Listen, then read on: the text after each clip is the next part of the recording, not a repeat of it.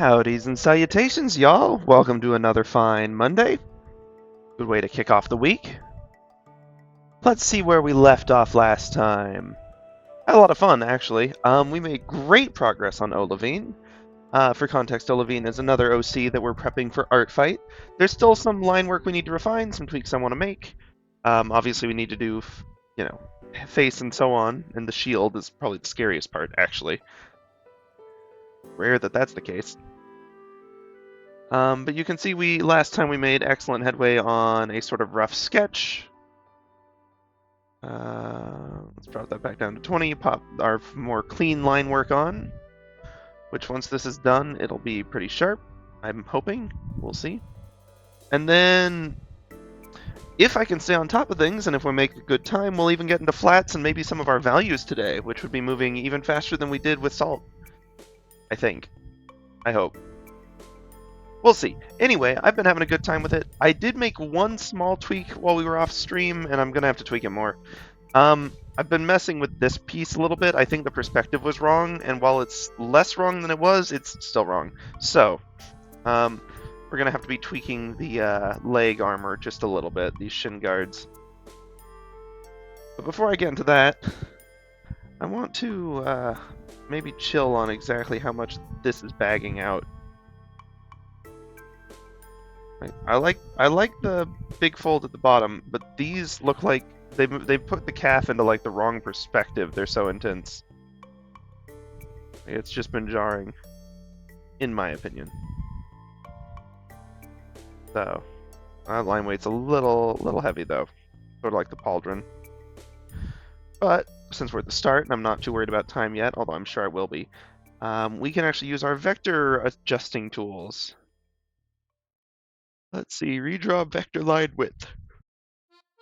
Pardon me. So I can use the pressure of my pen to tweak the width of these vector lines, which is crazy. If I press harder, the same vector line gets bigger again. And if I press lighter, then it softens out a little bit.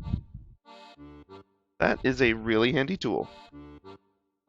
Of course, another option I have is, if it's still here.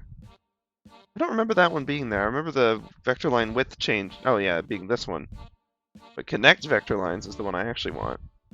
I want to merge these into one. Whoops, no, not that one. Yeah, that one.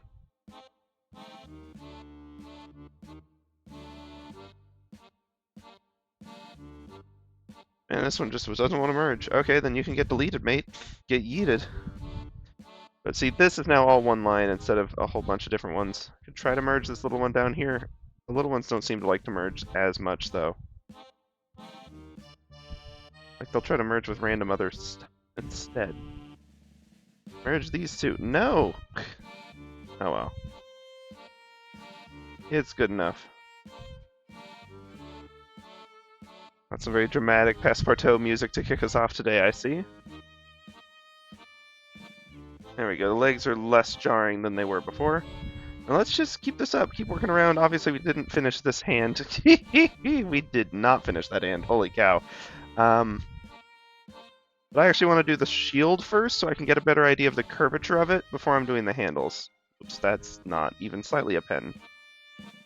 I'm having to get back into my, last time, by the time we were doing this line work, I was already, warmed up. Oops. I found the skip song key on my trackpad, apparently. Or my drawing tablet. Whoops. Well, that's fine. Honestly, the other one was a little too much for the moment. But basically, I wanted to figure out the... Back to Passepartout. But much more chill Passepartout. Okay, come on. There we go. Kind of. I wanted to figure out the curvature of the shield and where the handles needed to attach before I committed too much, because we went real loosey-goosey on the shield last time. But what I was saying about being warmed up is, or rather not warmed up at all, is last time I warmed up because we'd done all the sketches, so I could do really delicate line work with this big brush, and it felt super easy, and I didn't even think about it. And today that's not true. That is no longer true. Okay. Kind of wish the shield was on a different layer, honestly. Just because I want to be. I guess I could use a ruler real quick. Ooh. Could actually use an intentional ruler. I almost never do this. Symmetrical ruler. Hold on. Where's the actual base of the shield? That'll do. I actually like the curvature on this side. Top side more. So if I assume that we've got like an endpoint here, which is probably slightly too long, but my kite shield and I can have fun with it. There we go. Sometimes you just got to mix it up to refresh your brain. There we go. We can clear out all of these overlapping ones, or underlapping, I suppose. Oh, that one's in a bad spot. But that's not actually going to be in the piece, because that would be a kind of awkward tangent. Whoops. Suppose I could just grab and delete those vector lines at this point, but, you know, I'm going to have to do it with this one. It's just too close.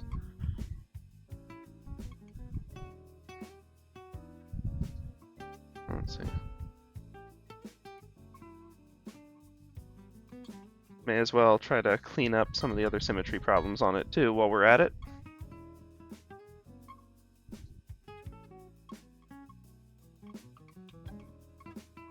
Yeah, trying to have an arc like this and have it meet naturally in the center pretty much never goes well, but I think we got it decent there. Whoops, no, let's keep that. Okay. And actually, while we got this guide, I'm gonna keep using the symmetry ruler while we got it, just because it's really handy for the shield. Whoops. Starting in the middle with these is easier because it makes sure that you don't end up merging at the wrong angle as much. That's a bad angle. That's definitely a bad angle. That one's acceptable, but it's still a little off technically. There. Don't ask me why the shield has a pattern on the inside. Maybe it's just like a little bit of metal to reinforce it. Maybe the shield overall isn't metal, it's just a wooden one with a tiny bit of extra structure.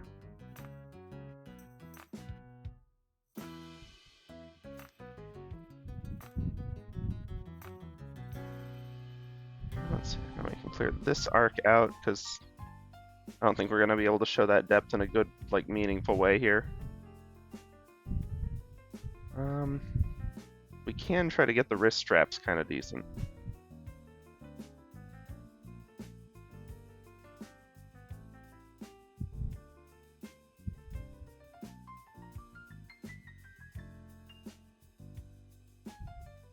I don't think we'll need the symmetry ruler for anything past this point.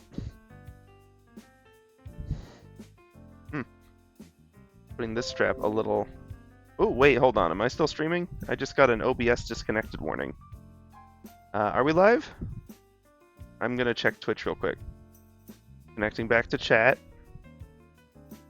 Ah, jeebers. The internet's been so spotty lately. And now it says I'm not connected at all. Let's try this one. They would have loved if that didn't show up on stream, but maybe it didn't. Reconnection successful. Oh boy. Okay, I'm gonna wait until. Okay, cool. It says we're back in chat. I'm gonna assume I'm still gonna check Twitch, honestly. Sorry if anyone missed that. If we went out for a couple moments. Internet has been crazy for the last couple days. I think for most everyone. But definitely here we've been having some issues with it. Where's my channel? Not all these weird advertisements. I don't want the weird advertisements. Okay, I am live now. As of 27 seconds ago. Man, I hope that didn't mess up the recording. That would be awkward. Let's see. Okay, cool. Yep, nope, that's still basically live. Barely any lag time on that. Nice. Okay, then now that we've confirmed that we're reconnected, sorry about that. Internet's been a little bit wonky lately. Hopefully it will stay up. I don't think y'all missed anything. I got a notification pretty much as soon as it went down, as far as I'm aware. And that shouldn't mess with the recording, so if you're on YouTube, hopefully this is a single video. Otherwise, I'm gonna have to figure out how to stinking edit videos together again, and that's always a pain. We'll deal with that later. Point is, we're back up and live, hopefully, and we're going to keep going with the symmetry tool, except for these wrist straps. I feel should probably be arcing the other way, which is going to mess with the arm, but that's okay. We will work on that. And of course, the eraser doesn't symmetry, so that's good, but in this particular moment, it's a tiny bit inconvenient. Yeah, thanks to anyone who jumped back in. Sorry again about that.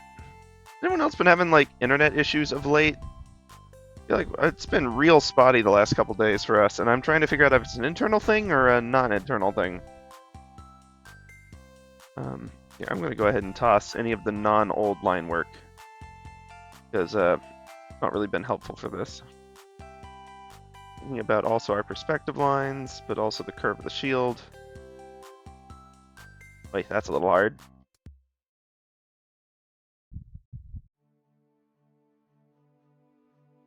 There we go. That feels a lot more concave. Good.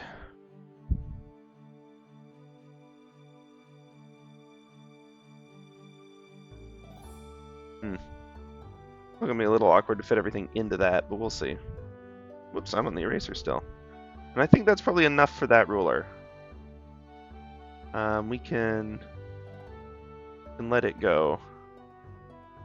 I think I need to grab it with this one. Oop.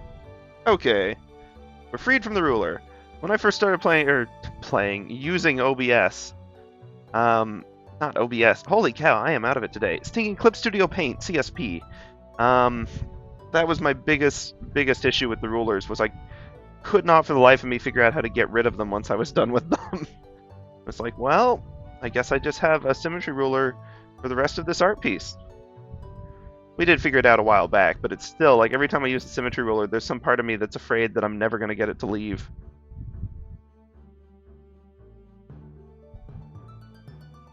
Really too much detail there. We're already pushing on, like, too much olivine detail compared to salt, given that I want them to be in, like, recognizably the same universe.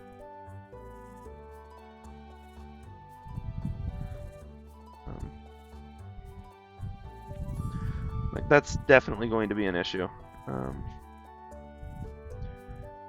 Well, not definitely, but I think it's likely going to be an issue.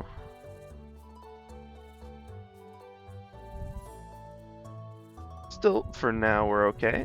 So I will keep on going.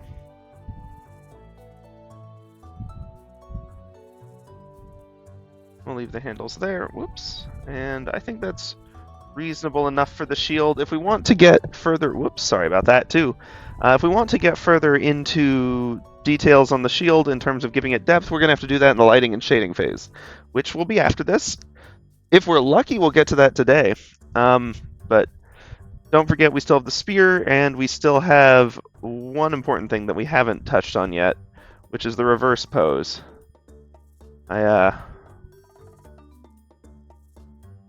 I don't know, I kind of want to get the flats in first. Like, not even the full flats, but just like the singular, like, one color flat, the shape almost, for lack of a better word. And then we'll come back and sort out the inverse in the back. Because it'll still have that same silhouette shape, so I'll only have to color it in once. That'll be good.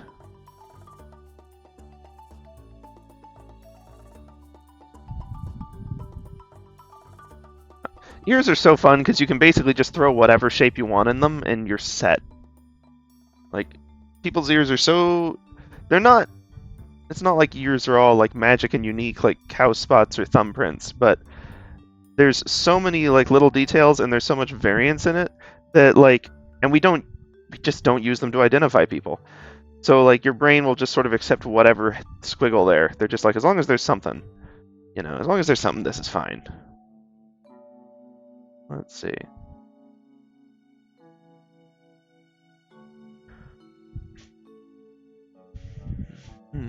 Okay. By the way, feedback is obviously always welcome. Doesn't mean I'm guaranteed to listen to it. You know, it's still... But, like, I'm perfectly fine with it. I appreciate tips and suggestions and thoughts. I I don't know. Like the whole point of this stream is that we're all learning together. So like I'm not pretending like I know how to do all of this stuff perfectly. I mean, heck, y'all saw my old art fight like character sheet. That was also on stream when I made that. Which is crazy to think about. Okay. Obviously, we're going to do some different stuff with the nose and eyes and mouth. Those are both mostly placeholders, but actually this face silhouette, I'm kind of inclined to leave as is because I struggle so much with getting good-looking face silhouettes. Like, y'all, well, if you've watched the stream long enough, you do know, but I was about to say y'all don't know, but some of y'all might. I guess I could extend the point on this thing. I feel like the length of that point gets, like, different every single time I draw it. That's probably bad. Okay.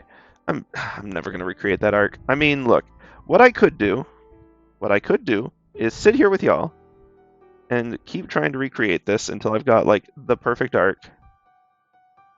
Which, actually, these are getting weirdly close.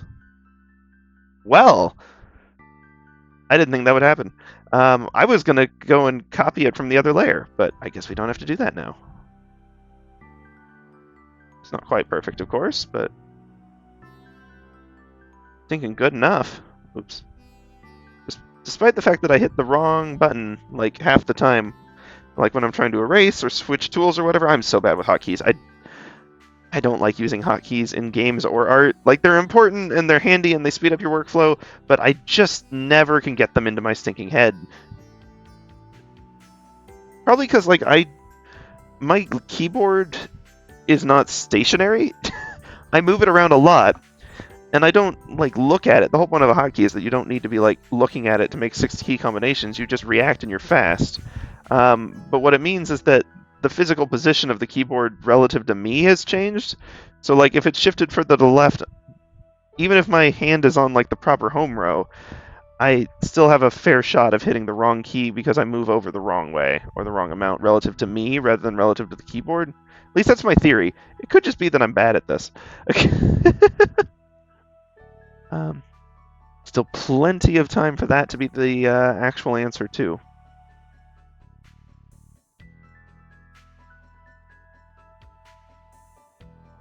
Hold on. Now, I gotta be honest about this eyepiece. It's one of those things where, as far as I'm aware, it's original, but it also feels vaguely like I've seen it before, and so I'm wondering, is this one of those things where I drew it, but it was, like, in my head from a different thing I'd seen? Because it feels vaguely familiar. Not the whole shape, but specifically these triangle eye holes, I should clarify. The practicality of which I don't even want to get started on because I'm sure it's a mess.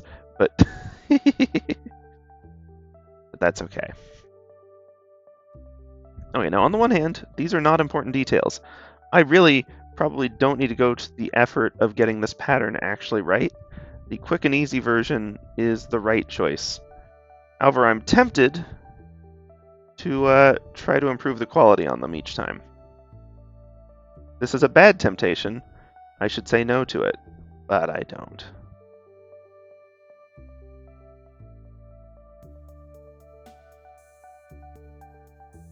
Just be glad I'm not going for perfectionism. Now, it would be real nice, although it wouldn't work at this angle super well, would be to just have a brush of these. That would be fun. And totally doable. I mean, they've already got, like, fringe and frill brushes. Why on earth couldn't you do something like this? I can't think of a reason why it wouldn't work. Other than, again, the perspective would be a little tricky to capture, but it'll be a good starting point.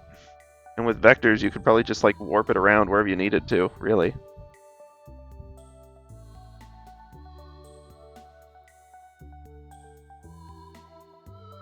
Okay. And then we've got... By the way, if you're wondering where this pattern came from, the answer is, like, an Etsy table runner, I think. It's on Pinterest, for the record. I've got the Olivine file that still has everything from Ollie. All of the inspiration idea while we were designing this character, which we also did on stream. Yeah, maybe this level of detail was too much. It's okay. The point is, if you want to see where this came from or any of the other ideas that led into it, we've got the videos on the archive, and the Pinterest is very much publicly available. I do keep, like, if I find interesting tutorials and stuff, I post them on there. I do try to keep the character reference pages fairly up to date too. At least as far as like mood board and inspiration and stuff. I haven't actually uploaded my character sheets on there. I want to kind of watermark them first. Like ArtFight, and I'll be honest, I don't care that much if they get stolen this early days. I do care, but like, I feel like an ArtFight I wouldn't mind nearly as much as in like Etsy or something. Because, look, if you think about who's going to steal it, an ArtFight, it's someone just passing it off as their own art, which I'm small enough, it's not actually affecting my income or anything. I'd be annoyed. But, you know, be solvable. And there's that tiny bit of flattery that they think it's worth stealing. But if we're on something like, and this may happen on ArtFight, but it's much more likely to happen on Pinterest, is if something gets stolen on there, it's probably just like stinking AI web scrapers. And it's like, that's not flattery. They're just scooping in everything. So, yeah, I'd rather watermark that if it's all the same.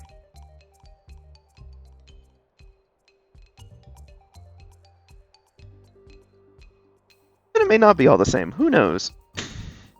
But it feels like basically, you know, I care more about who's stealing it and their intent than I do about theft itself. When it comes to my art, I can't speak for like stealing other people's things. This is not an advocacy to steal stuff. Don't do it. Credit people, for the love of goodness. But like, I assume the worst when I'm interacting with the internet. Sorry guys, I'm sure many of y'all in chat are perfectly lovely, but I've been online long enough to be just a little bit wary, and these days you really don't have to be online all that long to learn to do that. But I don't know. I'm not old at all, but I'm old enough to remember when people were still kind of naive about the internet and trusted it a lot more than they do now. And I mean, now people trust it for politics, which is really dumb, but like, they would trust it more for like social things, and like every image was believable, and I don't know. I feel like it still shapes this stuff in a lot of ways, but it feels like back then people just genuinely, there's not enough skepticism now, but there was like none around some things in the past, and it's like, okay, let's go in with a little bit of cynicism and a little bit of skepticism and just some self-awareness about where we are. This is the interweb. It's not always friendly, as you may have discovered. Unfortunately, there's so many lovely things on here. Like, I'm not one of those people who says the internet's bad and we should have never done it. There's so much good that's come of it. So many, like, and I'm not just talking about like happy-go-lucky things like, oh, this fandom was fun, although finding your people is always a good thing too. But like, I'm talking like careers and jobs and like global ability to help people and harm, but also help. And like, yeah, it's been good. And I guess this is my philosophy, is I'm not willing to throw away the good for the sake of stopping the bad until like I know what the actual proportion of each is. And for all its problems, I'm still not convinced the internet is net garbage. I mean, there's a lot of garbage on the net, but it may not be net garbage. It's like, not to get into politics, but I don't know. I feel like if you're donating to a pool to help people and like it helps 60 people and one person scams it a bit, like, I'm still fine with that donation, because that's still net 59 good. Now, if the person scams it and steals 90%, that's different. But if we're talking about equal parts across the board, and one of them's using it, like, signed up, but they don't actually need it, and they're like, ooh, nefarious, like, I don't care. I'm not going to harm 59 people for the sake of spiting one, or enacting justice on the one. Like, it's not worth it. It's I don't think all morality can be reduced to math, but some stuff you can, like, it just doesn't add up if you make decisions like that. Of course, it's hard to gauge actual numbers and statistics on much of anything right now because communication is such a mess these days and there's so much bad information. Like I said, the internet hasn't been all good. But it's been a lot of good, I think, anyway.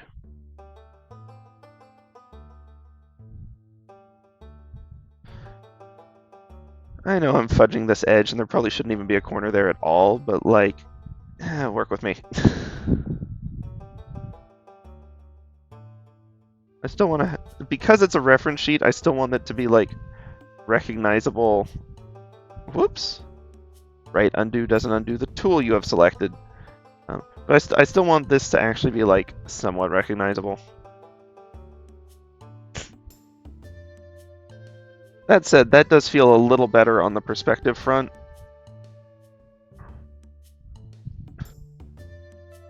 Okay, so I know we still need to do the face, and we still need to do the spear, which I'm still debating. I don't like the way we've abstracted it there. I think I was messing with that last night after stream, actually. It looks too cyber future-y. Like, I kind of like the effect if we were in, like, a Tron universe type deal, but unless the story changes a lot, we're not. Oh, right, I still need the pattern, which I am simplifying. As much as I do like the... Whoops. They come marching when you least expect. As much as I do genuinely like the kind of pattern of arcs that we had going on this Gambison and the texture it gave, it muddles too much with the other pieces. This is a design that has, frankly, too much texture already. Alright, let's try clusters for the chainmail. And I am probably going to stick to more abstract-y lines and not like concrete all the way to the edge lines for this. I think that just sort of makes more sense. But feel free to agree or disagree. Let's see. Zoop-a-doop-a-doo. I hope the internet hasn't gone down again. It's kind of hard to tell until like I get an error message from a system that tries to connect. So hopefully Twitch would inform me of that if such a thing happened, but I can't be sure that it would.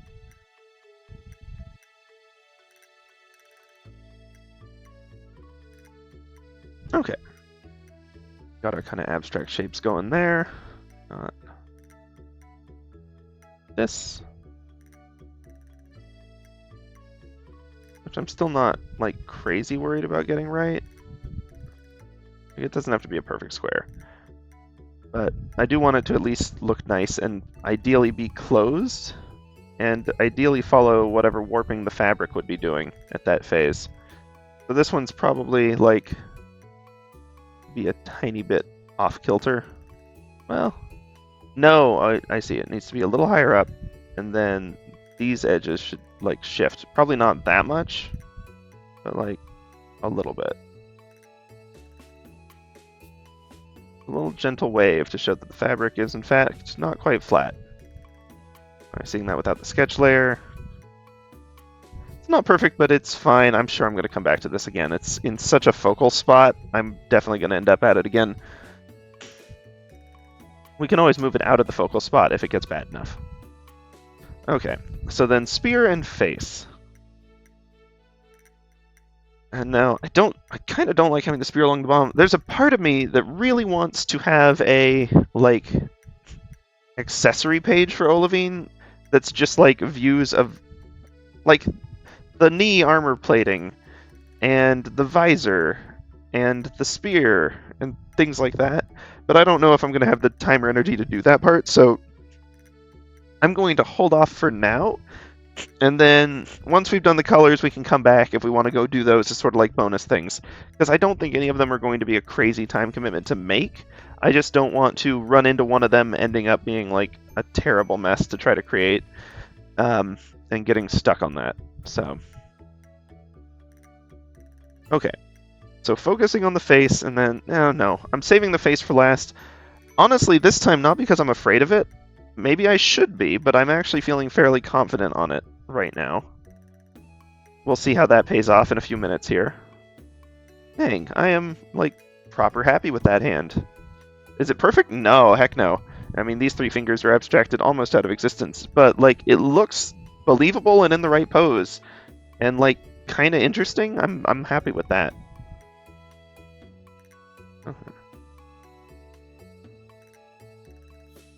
I'm getting too caught up in like trying to have an effect on this. And I probably just need to have like an end to it. But then people are going to ask what the stick is. So maybe we just fade it. Maybe we just fade it. We'll just have to wait until the shading and coloring layer to deal with that one. I hate doing that, but it'll do. I like all the concrete questions to be answered at the end of the concrete line work phase, you know? But not always the way it works. Okay, so for the face, sorry, I'm just zooming all over the place. I want to bring Salt back in here. No escaping from the past yet. Salt copy for reference. Oh, that's so laggy to move. There we go, that'll do. Going back to our line work layer. Okay. So the style I went with for Salt's eyes, not at all what I'd expected going into this, actually. Although I don't hate it, and it is actually kind of reminiscent of really old Salt sketches I'd done, which is funny to me that I kind of ended up looping back to that. I've gone through so many styles of drawing eyes, like I don't even know where to start, but... or abstracting eyes, rather. Let's see. Nope, I don't want to do that. No. Okay, come on, brain. Let's...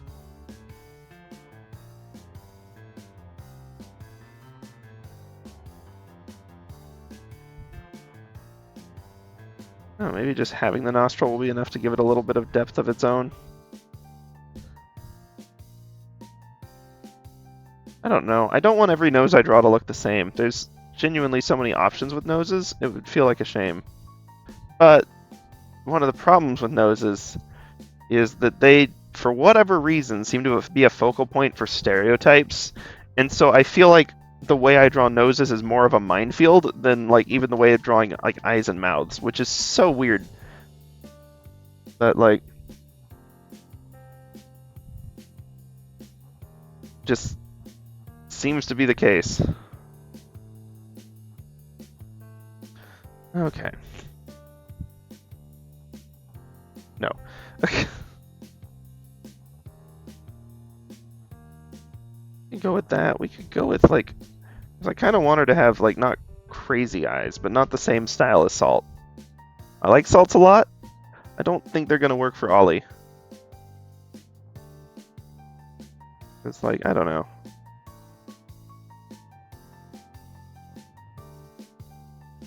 They look kind of generic without the glasses. I feel like Salt's only work because of the glasses, honestly. Like, don't get me wrong, those could work on a character without it, but I feel like in this like setting and style that we're trying to do, I would rather that those are like the beady eyes behind glasses, and then if she like takes the glasses off, they're super tiny and it's funny and could be like a bit, but hardly an original bit. It's only been done a million times, but you know, I kind of like the eyes to have a little more character.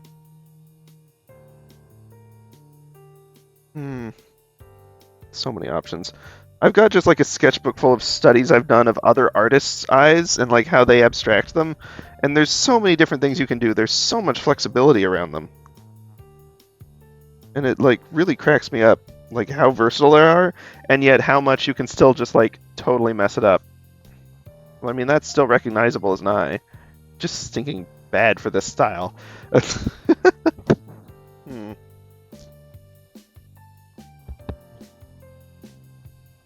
That's not even talking about eyebrows yet. We'll deal with that later. Although they are fun for expressions.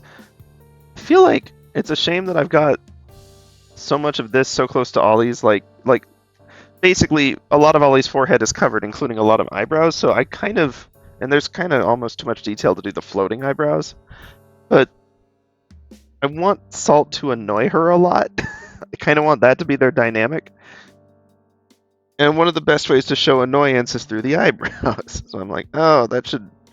When I was designing this character, I should have taken that into account. I guess we can always look at the previous Olivine and how we did her.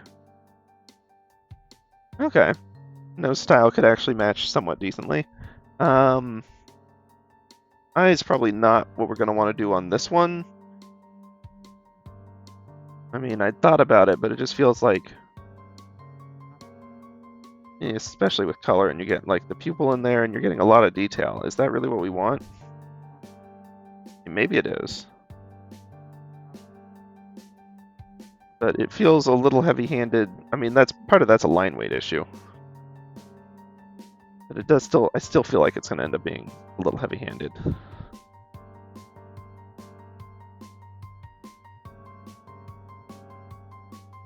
Okay. Yeah, see, like even drawn, well, I don't think the style's what we want. But we can use it as a launching point. I'm going to erase the nose. We'll do a better nose. We can still use this style as kind of a launching point for what her eye shape is going to end up being. Because a fun thing I learned from, I wish I had the source, but I have it saved on Pinterest.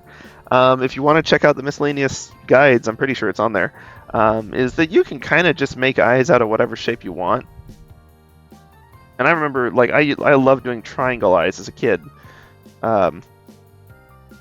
Granted, I was making, like, Pokemon-type creatures, so, you know.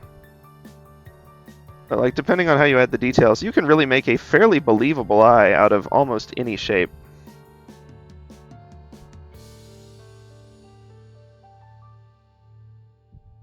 Oops. But the challenge is that that eye would not work on Olivine. Fun as it is, would not work on Ollie. So, we're going to put that one away.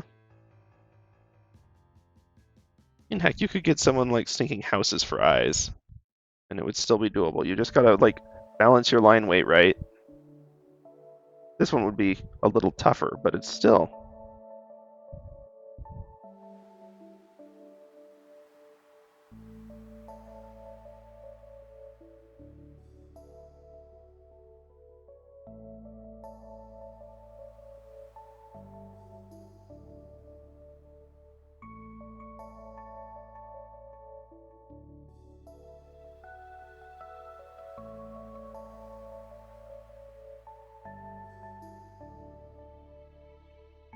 You can give House Eyes some pretty intense lashes if you wanted to. Well, then on that. Like, the point is, it's still, you know, an eye. Like, the challenge of eyes is not making them look like eyes, it's making them look like the correct eyes.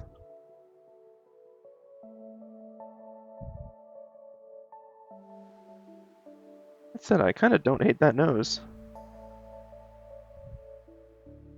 Slightly more vertical on the edge. It gives it kind of like a, I don't know, bubble nose does not seem like the right word.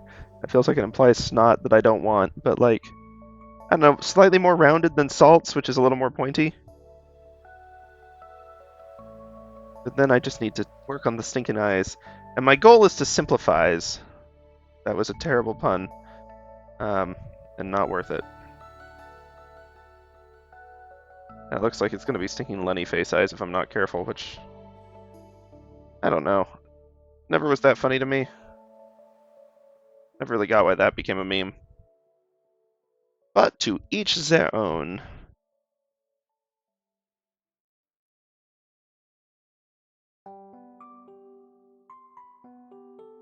Let's see. Part of it could be we draw what's under the eye differently. And honestly, even that wouldn't be like a huge change, and it would still be a consistent style. I don't think this is going to look good because it's too dark, but yeah. Now let's hold on. I'm going to check my eye refs a little more, see what I've done recently. Alright, autographs. I forgot I got some autographs in my sketchbook because I forgot my autograph book at a convention. Oops. Oops. Oops. Whoops.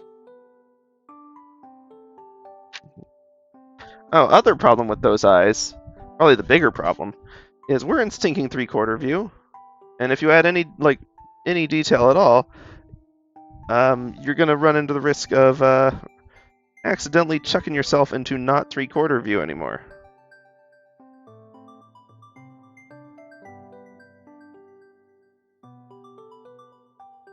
Like, that's probably too far to the side, but no, actually, that shape is almost better.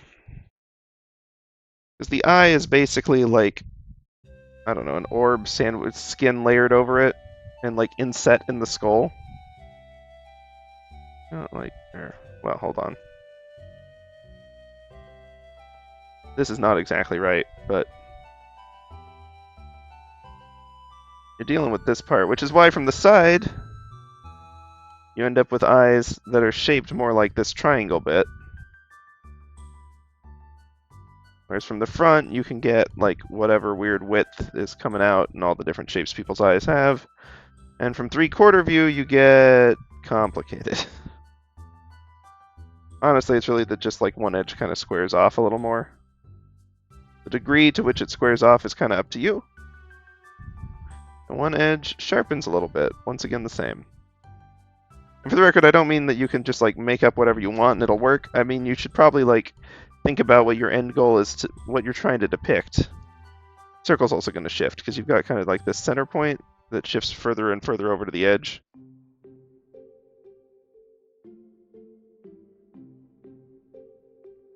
Let's see. So for Ollie's current pose, I probably ought to aim for something more like this. And again, the only reason Saw gets away with it is because her eyes don't have outlines. Because the glasses sort of fill that role. And the glasses don't have to follow this weird face shape because they're glasses.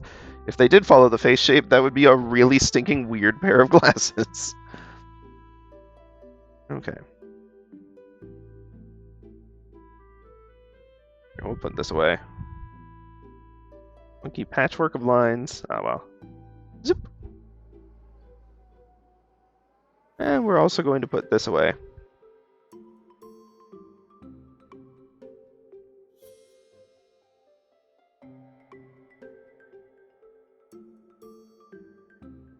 Eye size is another factor that I'm not really taking into as much account as I should. Partly because I'm trying to stylize, and so I'm not focusing on the realistic proportions as much. But also, I don't know, partly because I got distracted. Useful thing to remember, center of the eye over the edge of the mouth, pretty much always. Granted, this mouth is extremely abstract, so I don't know if this will stay accurate, but for the final piece, I do want to just like do a quick double check, make sure that all lines up.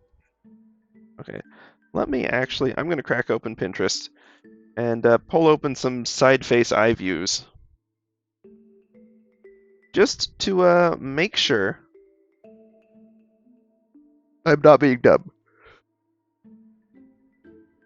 Because at some point when you're trying to make something from imagination and you fail repeatedly, you should consider checking a ref.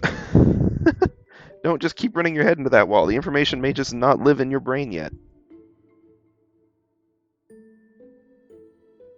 Okay, let's see. 3/4 view eyes. Those are pretty anime ones. Those are more cartoony. I guess the other thing, when in doubt, I should check She-Ra, because that was inspiration for a lot of my style. And it kicked me off in the art.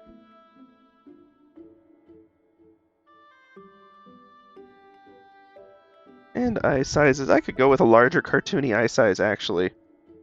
That would probably do well against Salt's small ones, because it would compete with the glasses instead of her actual, like, you know, eye, which is tiny. Let's see. Okay.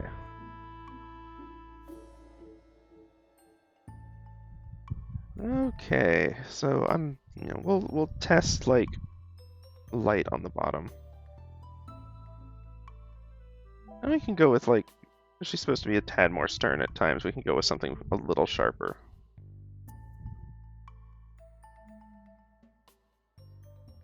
But mainly we can go with something a little bigger.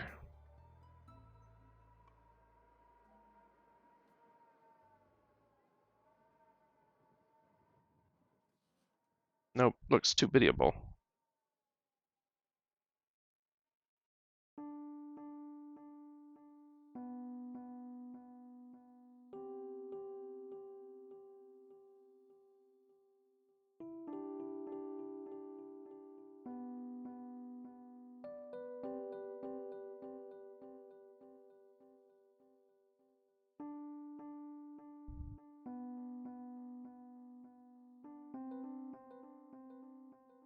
Those feel like slightly too bushy eyebrows.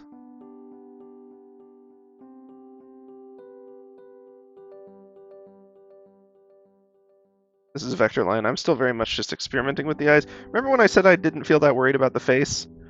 And then here we are. They do look a little too big for her now that I'm looking at it. Let's, I mean, there's stuff we can do about that. Lasso tool, shift additional lassoing. Shrink. Probably should have actually only lassoed one of those at a time, but oh well. Lasso and learn.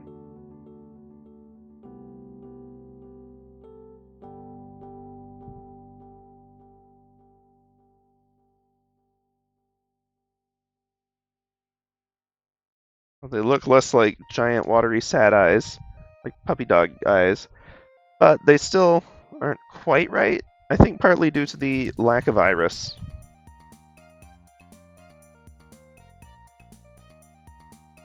Okay. Man, salts look so polished because they're so simple. I'm gonna have to actually work on this one.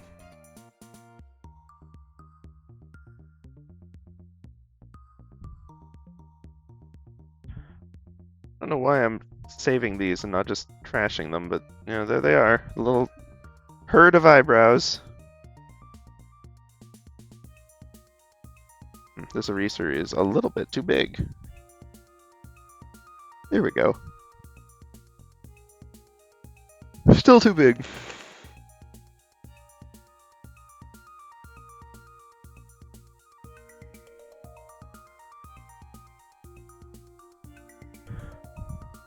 Man, I love how absurdly large my brush looks like this.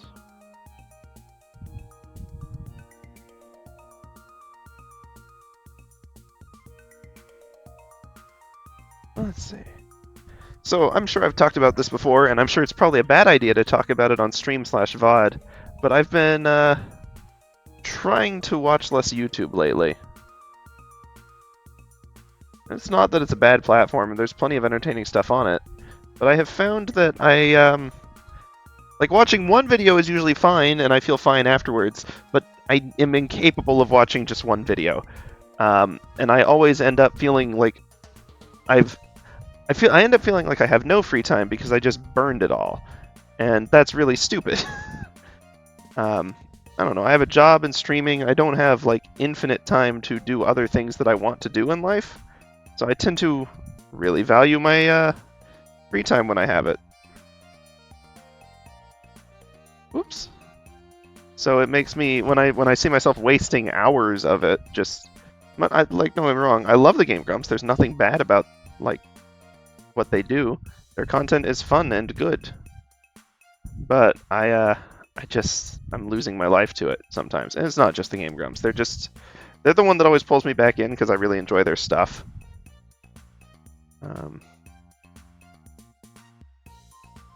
Feels like a little too much eyeshadow for Ollie.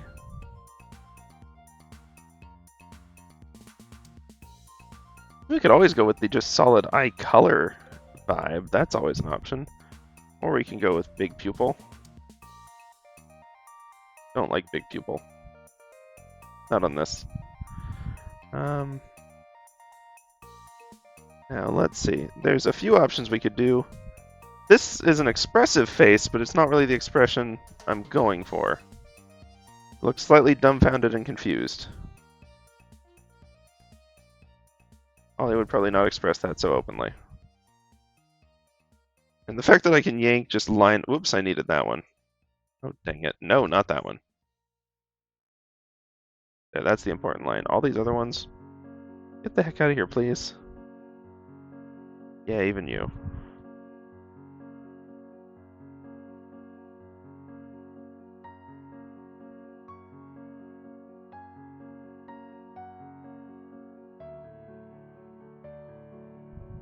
There.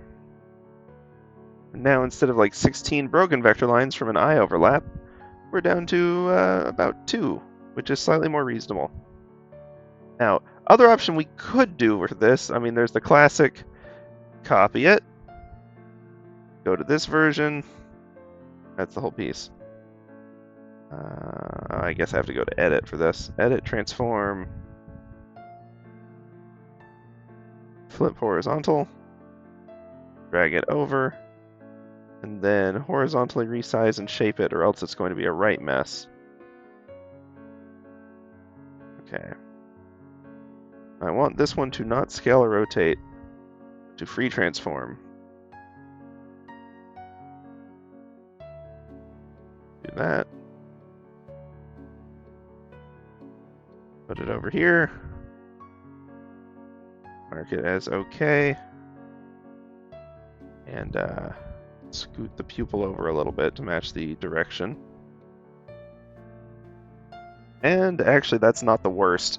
I thought that would turn out worse than it did. It still feels like that eye is too big and a little too flat, but like not nearly as bad as I'd anticipated. Oh, no, that's an important line.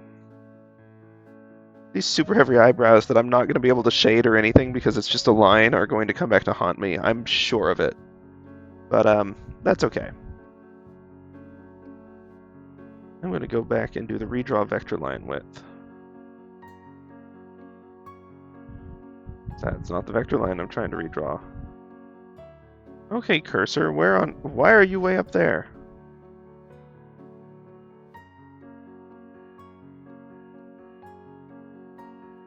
The cursor for this one's just straight up in the wrong place or something, maybe?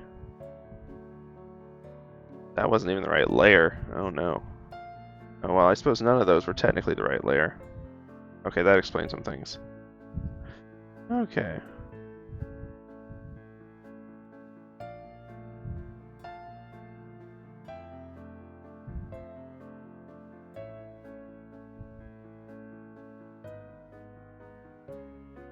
They're slightly less harsh on the nose.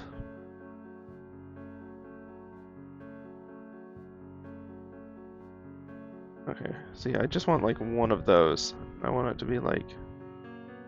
I want it to be there, but not as harsh. Okay, I like the curve on that one. Let's pull some of these other ones out. Got a little scratchy sketchy with some of those. Whoops.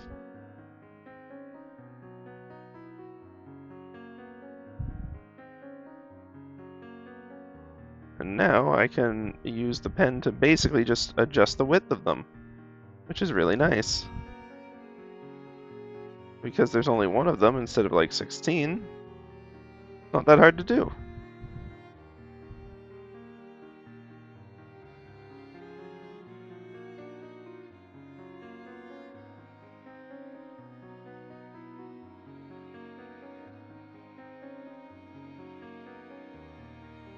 Okay, we'll put this one away. The slightly less heavy eye on that's better. Still feels a little awkward though, truthfully.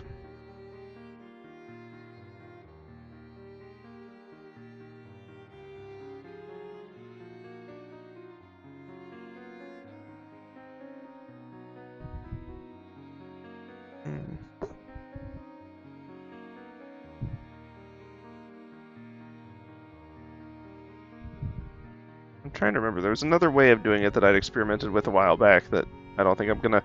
Not the AirPod. I don't think I'm gonna remember it off the top of my head. Whoops.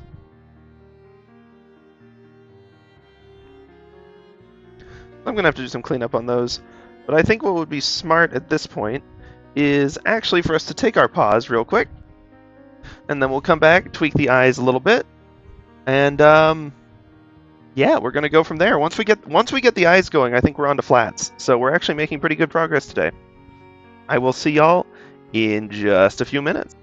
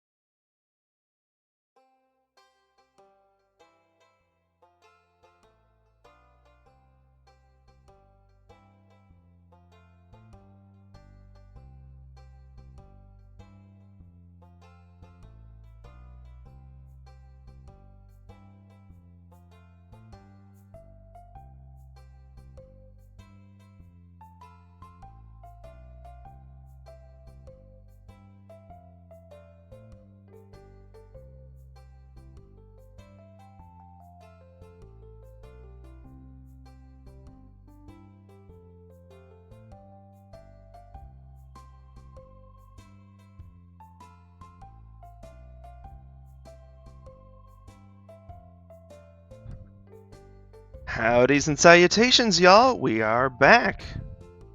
And in addition to a quick restroom break, which I recommend everyone take if you haven't had the chance to already, never hurts to do that.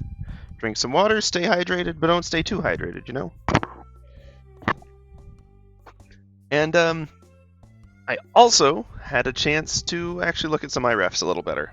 So, well, these aren't terrible. I love that tiny one, but I don't want to actually do it for this, but I do find it very funny. Then we can just erase everything else except for the other tiny one. That, yeah, no, but funny, but no. Trying to figure out why I had so much tilt on that other eye. Like, it feels like there ought to be a little tilt, but the head doesn't actually have all that much, so... Also going to drop to a slightly smaller brush for this, just so that I don't have to worry as much about my line weight. It does mess with the texture a bit, which is one of the reasons I hadn't been doing it. The other one was because I was being stubborn.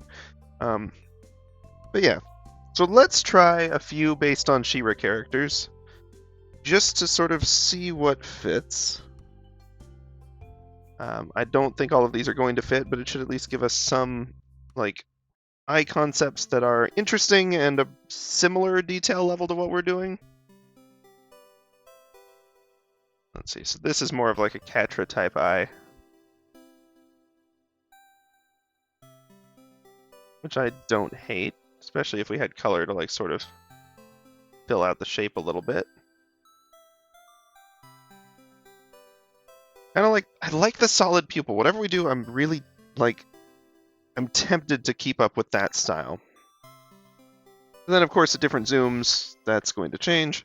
So, you know. There's always, like, Stinking Adora herself. Don't know why I said Stinking. She's a cool character.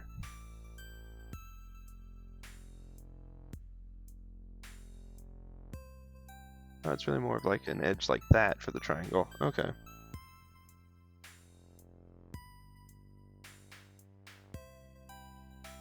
And you've got like this kind of thing going on with the iris.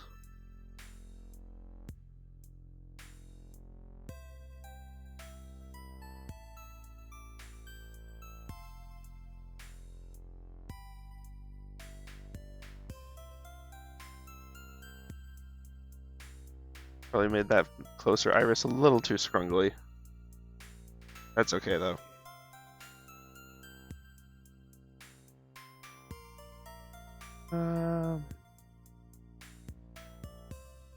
See who else I can pull from. I mean, there's Entrapta with her eyes closed, but that's not really, like, helpful. No. Guess there's Lonnie. A lot of these do the same sort of, like, triangle at the edge thing. Which, again, I'm not trying to perfectly mimic that style. I'm at least not in the final piece. Though we'll see, because it's always tempting. I like how She-Ra's art looks. Just, it's really well done.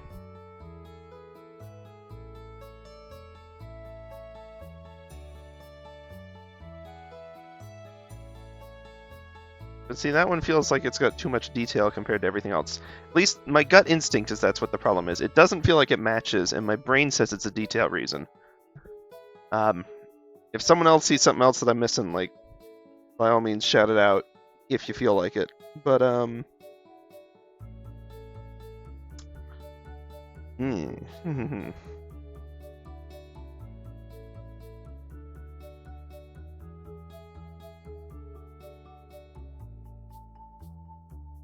Harsh eyes, always fun.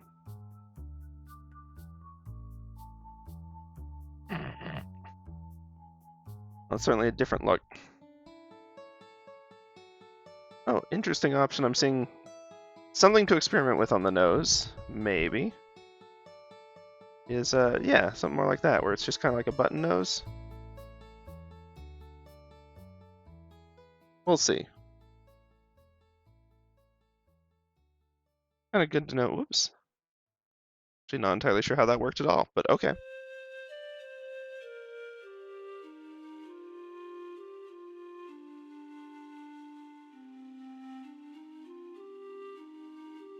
now I'm gonna go, now that we've just done some of those, so I feel like I'm sort of like kind of in that style mindset. Like, I'm not gonna pretend I'm mimicking the style exactly here. At least I hope I'm not, but we're going to try to stick with some of that. I'm going to go to sort of match Salt's eyes in that we've got this tall, narrow pupil. But then to have like more of an actual eye shape around it. You can definitely make her look haggard. But that's not really the style, what I'm going for with this one. I guess I had to think about what expression I want her to be conveying too. That's part of it. What kind of stinking... I told Microsoft to stop sending me that garbage. I don't care. It's ridiculous that the computers have so many built-in ads these days. Like, I thought bloatware was bad back in the day.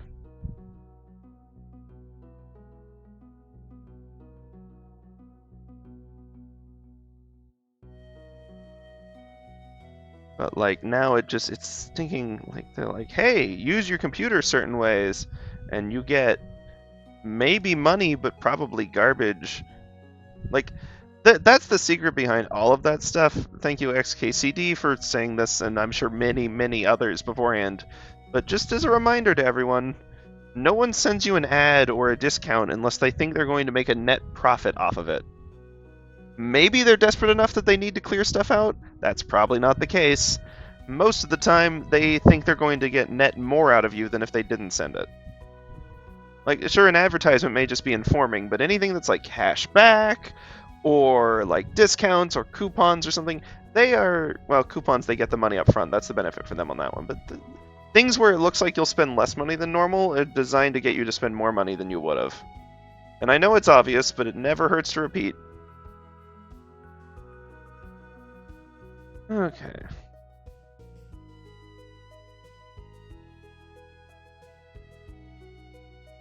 I'm just trying to sort of get a hold on this.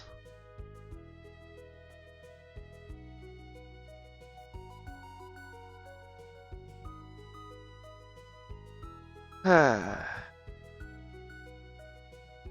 weird eye hang up is always like my least favorite part of drawing things because, you know, it's a frequent roadblock.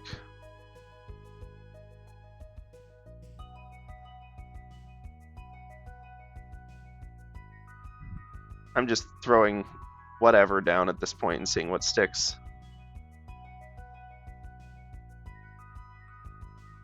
I mean, I like a skeptical look for her.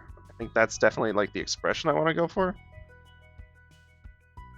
It's funny, now they feel too big and cartoony. Ay.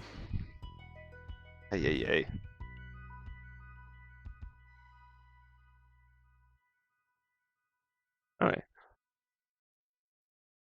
Being fully on it, like, I don't hate the shape of those ones, actually. That's not bad. But full disclosure, these original ones, like, the shape and size actually kind of fit, so I'm going to try to use them as something of an eye shape and size guideline.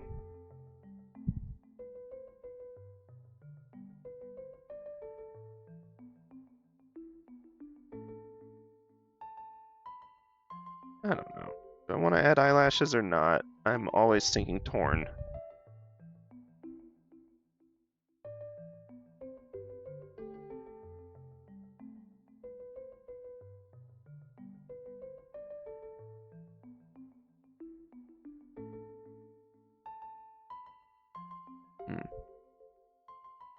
Get the other version. I don't know. Again, the whole style's like more. It's not much more realistic, really. I don't know why it feels more realistic. Probably because of the eye detail. Silly. Oh.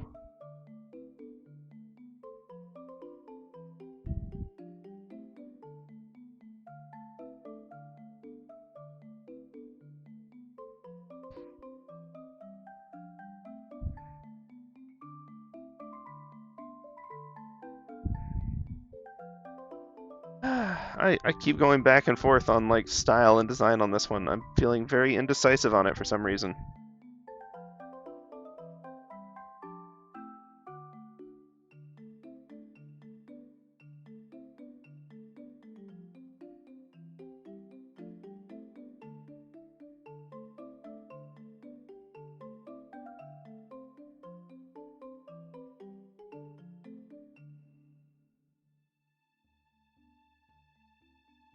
Hmm. Hmm.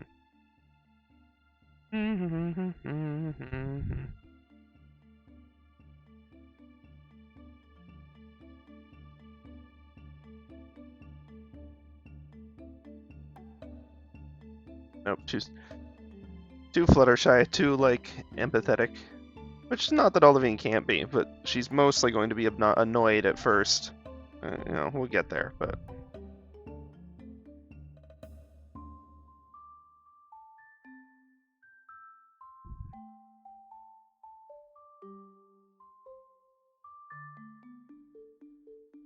So many nose options. Truly, the variety knows no limits. Sorry.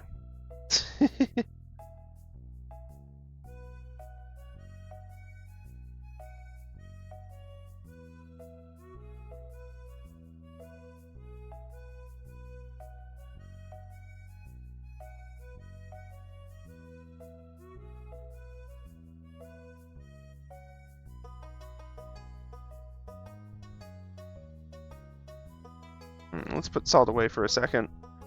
Although I feel like this is still closer to matching her style too, actually, which I'm happy about. How does this look without the sketch, without anything else? Does that work for a face? Honestly, I'm kind of down with the eyes at this point. Like, I'm happy with... I should have just started with something simpler, but it's amazing how many, like, variants on simple you can get. And they don't feel quite level still. Like, this one needs to come down just a hair. But I'm just gonna eyeball it. I was lying about being sorry the other time. I just like making bad puns. Okay, hold on. Let's try... I don't know. The nose didn't feel right.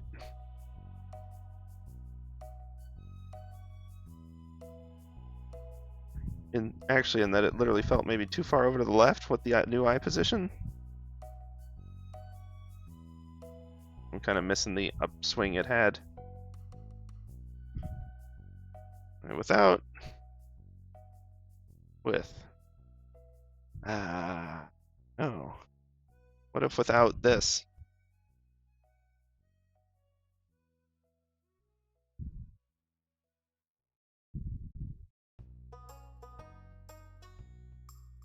You know, flat a little bit? Yeah, that actually kind of works better. What do we have with the original? Kind of more of a, like, up, down, and then up again thing.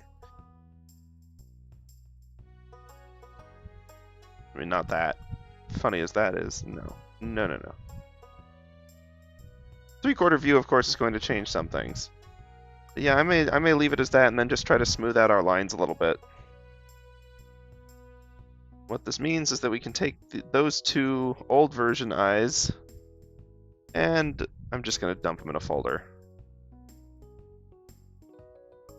They were too watery looking, and like too much eyelinery looking too. I'm just going to dunk those down here with our other references to keep our, important layers actually organized and logical and not bad. And let's try to connect some vector lines here.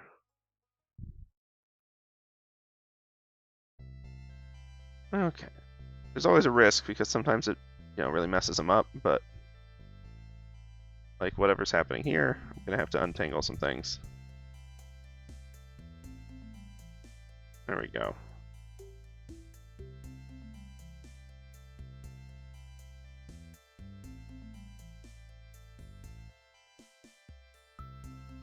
And really, I want to just kind of like smooth this out a little bit.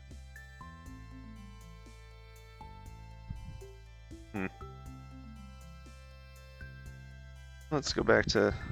Okay, so it was angled more down. Interesting.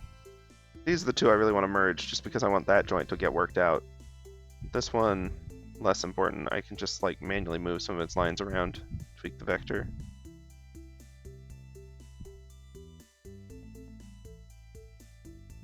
And boom.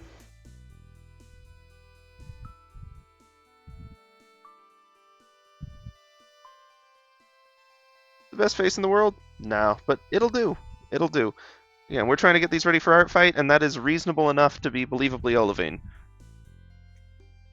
I don't know what I just did with that one, so let's undo it and leave it alone.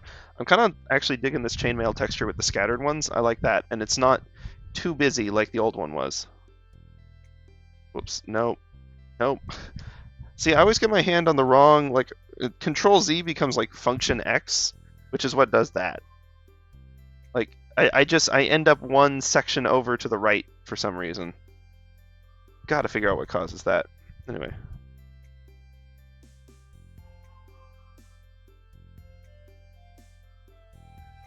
There we go, that kind of clustering effect. I like it.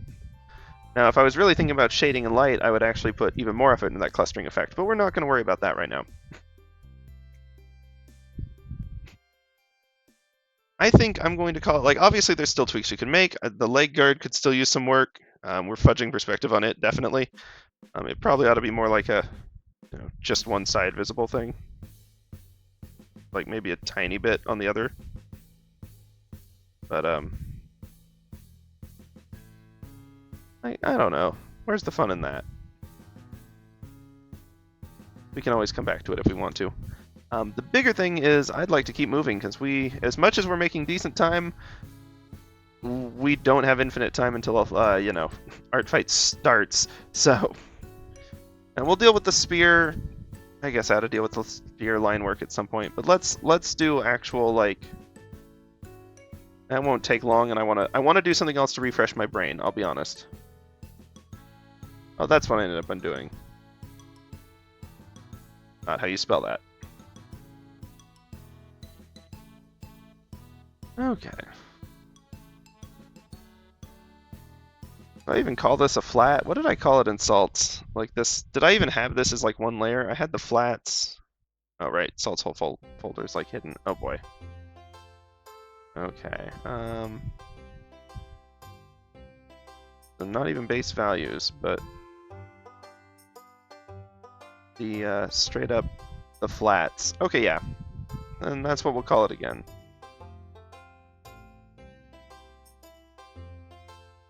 Woo! I still like what you can do with lineless styles, but we're going to stick to lined styles for these for now. Okay, so we got our flat.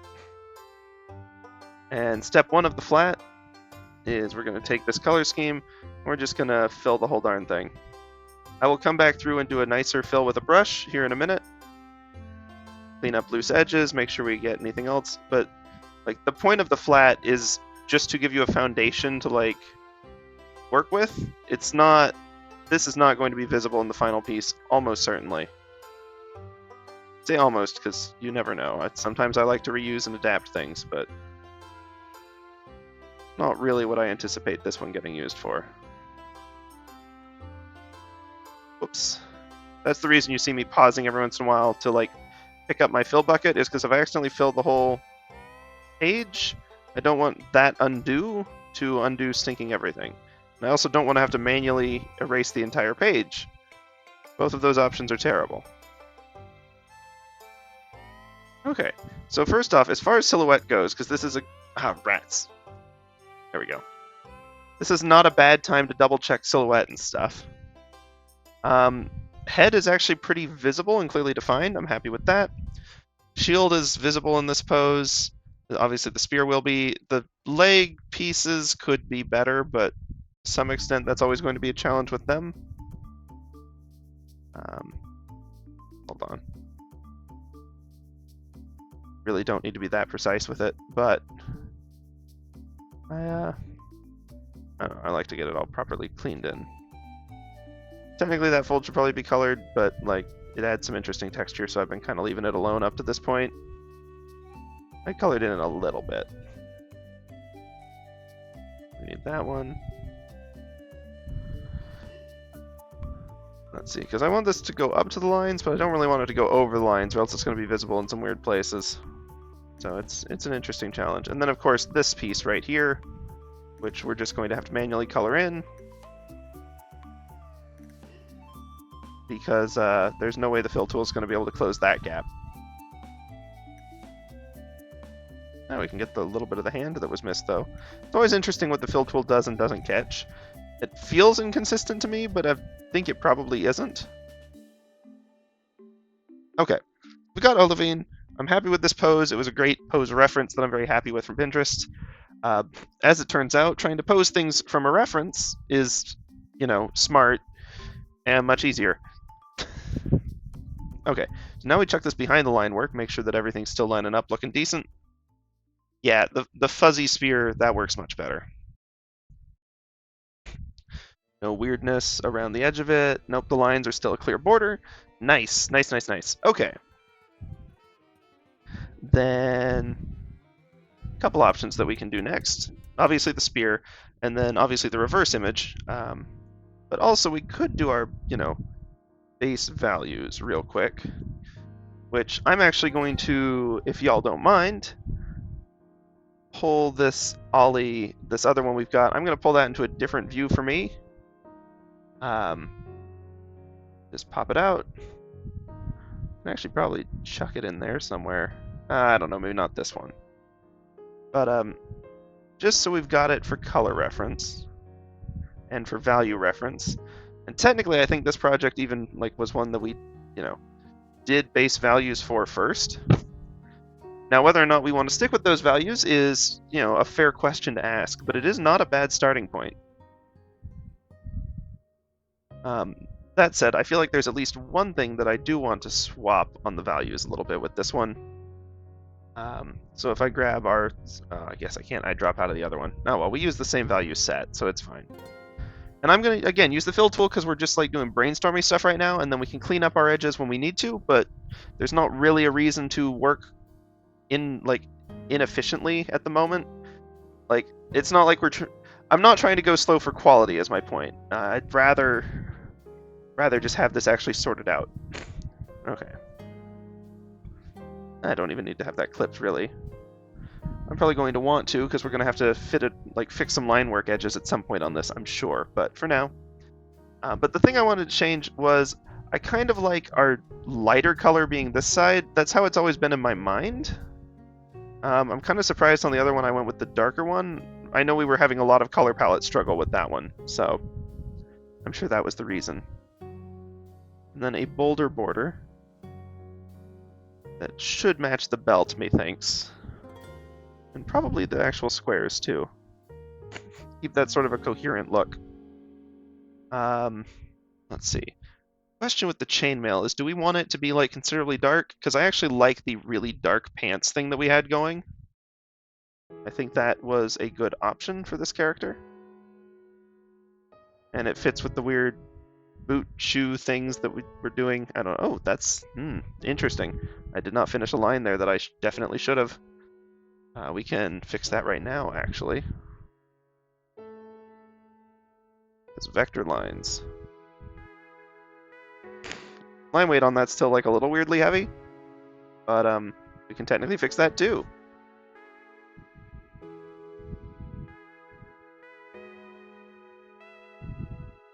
There we go. I'm probably gonna want to redo the line weight on a lot of the armory pieces. Armory, not armory, but anyway. But for now, I'm okay with leaving them as is. Okay. I have to remember we're going for a more middle tone for skin tone. I want to do this for the skin tone, maybe. I think that'll contrast well enough with everything else.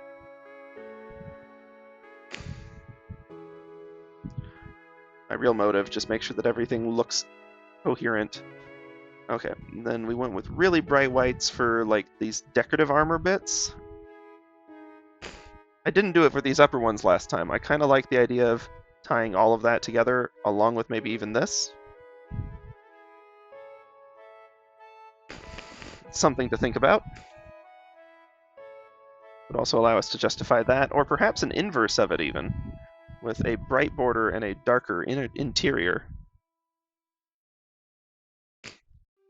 That brings a lot of contrast to that shield, though. Probably too much. Which is solvable. It just means we need to, chill on the brightness. Actually, yeah, I made it, super bright anyway compared to everything else. And probably chill with the dark, how dark it is inside, too. We can still keep that fairly lightweight.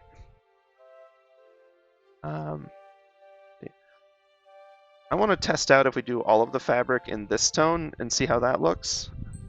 Best case scenario, it's a nice, cool, coherent look. Worst case scenario, it is, it looks like she's wearing a stinking, like, wetsuit underneath everything. Which, again, is not the end of the world. It's just kind of a weird look and not really what we're going for. Alright, just... The other benefit of the fill bucket is if you're trying to go for a more clothesline style, it helps you figure out where you failed to do that. Oops. One more line work nitpick. I want that to actually line up with the edge there. Yeah, I want it to look like it's curving, but it needs to be curving from above, not below. There we go. I'll probably go ahead and make the handles the same. Oops, yeah, let's actually get onto the base values layer. The same shade of white. Or lighter gray. It's not technically white. I don't technically have a full white or a full black in this palette. I don't know, it just never made sense to have one. So that's that. Okay, the chainmail is actually a stage darker. What if we go 2 stages darker on the chainmail? That conflicts with the skin tone, I think. Not bad for the chainmail. We could go even 1 more down. Get kind of bad contrast with the border, but that's not the end of the world because their colors are going to be very different. And this already pops a fair bit. We could keep going darker on it, honestly. But I feel like the lighter chainmail would be more her vibe. Like, not skin tone, but like... I don't know. Maybe skin tone-ish? It's not a bad one for chainmail, really. And they'll be, again, very different color palettes, so that's going to be fine. Okay, now, once again, we wanted very bold white on this. Maybe even we go the full white. We go like pristine. That's the one that I'd be using for highlights normally.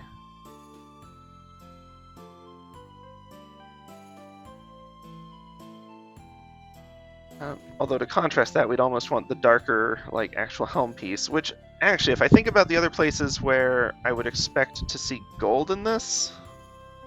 Well, I guess we didn't really have gold in the original. I had gold in my mind. We'll mess with the color palette, but the place where I would expect to see the matching accent here, I would kind of expect it to match the visor. I don't know why, that just feels like it should. So maybe we go back to the darker visor. And then all of the triangles need to match this because it's going to be showing through. Of course, this pattern will probably end up actually being like a little bit softer. I don't know why this song to me feels like it's out of Grease or something. Like, not the country, but like the musical. Was that a musical? Was that a movie? Was it a musical movie? I was playing my... really trying my luck with some of these, holy cow.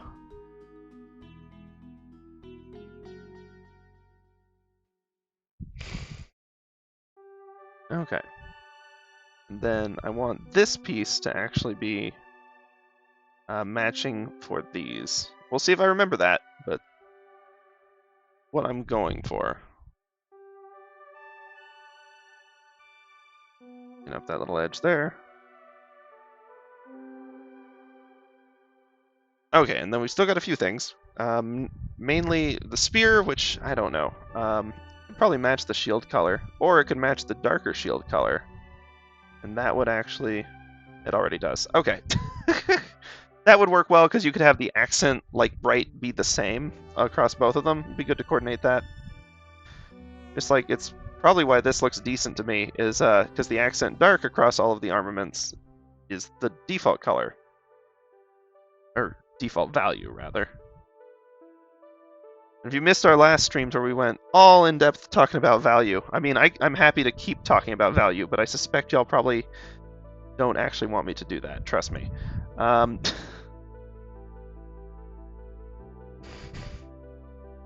we go, get a little... Or we could go for these being the dark ones. That's interesting. But I kind of like the middle one better. What? Okay. What? Okay, never mind. The fill tool does have some consistency bizarreness depending on where it's pressed. I genuinely am very curious how that algorithm works. Okay, and then I actually kind of want this for the gem. What? Oh, I accidentally misclicked it. I thought it had jumped somehow. I was like, what string of pixels did you follow, buddy? Okay, honestly, I don't hate this. I think because we've already done so much pre-work with the other one, it's actually pretty good. Let's see. The only thing I might think, like, whoa, not that. As a reminder that I'm probably thinking too much about color when I'm looking at this value set in particular. And what we really want to be paying attention to is bringing high contrast where we want to draw attention and low contrast where we don't. And this piece already has some detail issues of like probably drawing too much attention. So maybe we even go like one lighter on the chainmail after all, just so it doesn't contrast their surrounding stuff as much. And maybe we go one lighter on whichever one this was too, although I think that's probably going to run into some muddle. Oh, actually that's pretty okay. And we talked about it matching the visor, so we'll try to do that for the time being. And we talked about this matching the ribbons, so okay. Well then. The point is that had a lot of super high contrast, so I'm trying to tone that down. The challenge with the bright armor and the dark outfit is that those are inherently having also just like a lot of high contrast. So what we could try is reducing the contrast on an awful lot of that. There. Now, if we want really high contrast, if we want to draw attention to the face, we could do some more high contrast there, which is probably what I want to do.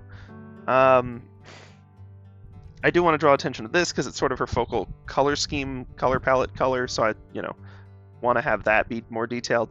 Down here has obviously got an awful lot going on. I may actually lose the accent color on this one. Whoops.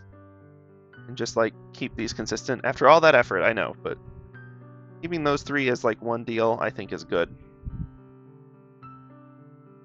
And then shield designs are usually bold, but I feel like we should actually, like, temper the contrast on this one too. Okay, no. Really? That's the same gray? Wow. Shows how much power contrast has, huh?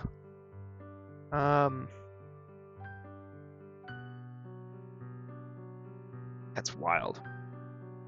Alright, because my eyes are getting drawn to this first. It's such bold contrast that I'm like, okay, we need to chill on that.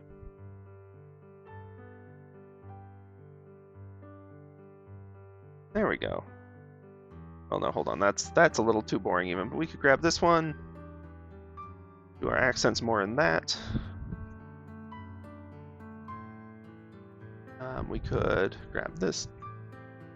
Yeah, she's not exactly as friendly as Salt.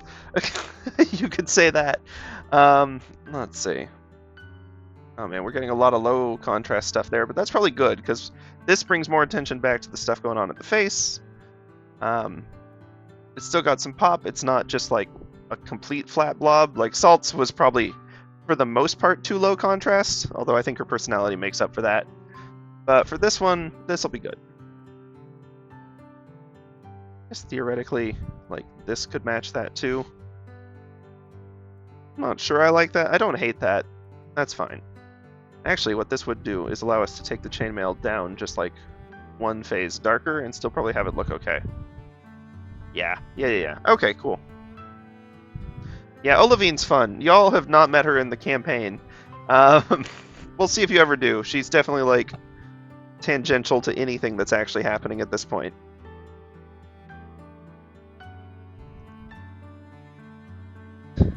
Yeah, Salt's stinking a lot of fun.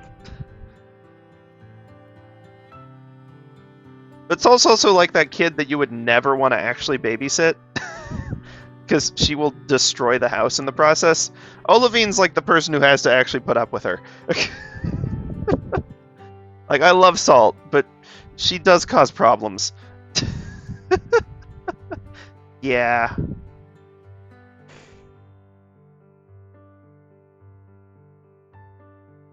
Okay, hold on. Do we dare take this even one darker, or is that going to be too high contrast? Contrast better with the skin now. That's good, that's good. And I kind of... That probably brings too much attention to those, honestly. And we go back... Yeah, no, that one's way too high contrast. No, no, no. But... We could have some attention on this. That's okay. Have it match the chainmail. And have these also match that, actually, and I think that would be good. Okay, okay. Zooming out. Once again, we're at like a lot of contrast, but it's not anything too crazy. I don't know, it is a lot of contrast. It really does draw your attention to the outfit more than the actual like face, which is probably bad. What if we made this match... Oh, wait, hold on. We grab that one. We make it match this. That helps. That does help balance a little. I'm probably thinking everything about this, and I could just go color it and be fine, but you know. Eh. Okay, let's put our reference away for now. I think we've pretty set on that one. Let's see. You saw the Salt character sheet earlier, right? I went probably... Actually, I've got it in this file as a reference. Probably went a little too all in on that one, but darn it, I like Salt. She's fun. She's a fun character. Fun to play in D&D, that's for sure.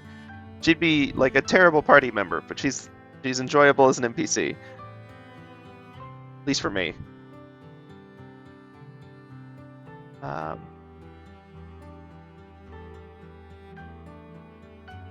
She's probably also, in some form or other, been around the longest in terms of my like D&D NPCs. Like, I've had characters like her in past campaigns. Let me tell you, every party reacts differently. That is for sure. But this one is definitely like the most fun and probably the most actually like a character and not just a single personality trait. So. Okay, but before we get too carried away in that, I'm sure I'm going to want to tweak those more. So before we get too far down that road, let's go ahead and take these two. Make sure they're both selected. Grab my... That's not the selection tool. Where did I put the selection tool? There it is. How did it get up there again? Oh well. Ooh. That's a fun character concept. Copy it. We got the flat copy and the linework copy. We take those together. Drag them over. For both of these layers, we edit, transform, flip horizontal.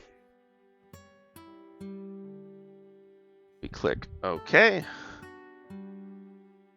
And now we've got our double of Ollie. Yeah, I can believe that too, actually.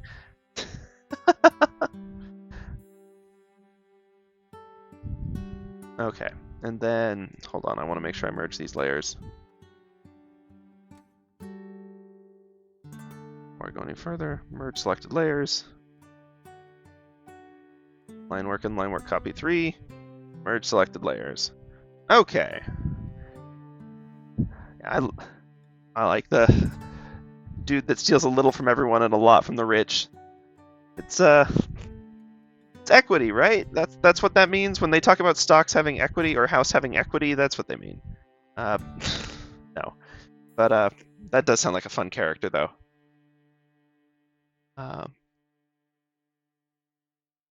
Man, I need to go back and like dig into my NPC sheet. We've got so many stinking NPCs from this campaign. I could probably like max out the art fight slots just if I drew all of them. It's a little ridiculous how many we have. Okay. Now to demonstrate what we're gonna do here, although I probably am gonna do it like piecemeal. But if we, whoops. Ah, rats. Okay, I'm gonna have to be careful with some of these. If we clear out everything on the inside, we can do a back view just by using what we've got here already. It's really fun. Ah, yeah. OG Sifimir was like a much simpler-minded version of that. Like, I like that as a concept. I like the over-optimist about what people are capable and willing to do in terms of like self-improvement.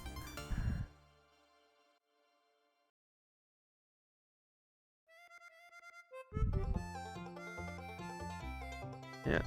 Believe the best in you. Become the best villain you can be, or alternatively, just like straight up assuming that they'll happily become good guys at the drop of a hat, which they probably will not do, unfortunately. I suppose it depends a lot on the campaign.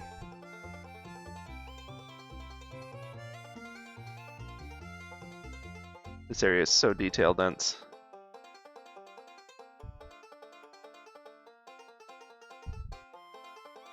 Let's see.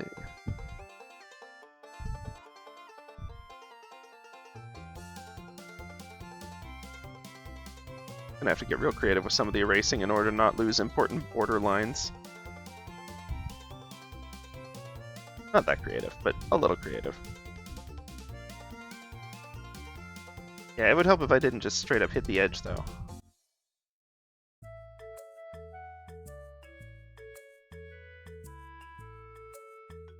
Ah, rats. See, that's what I mean. Some of those ones.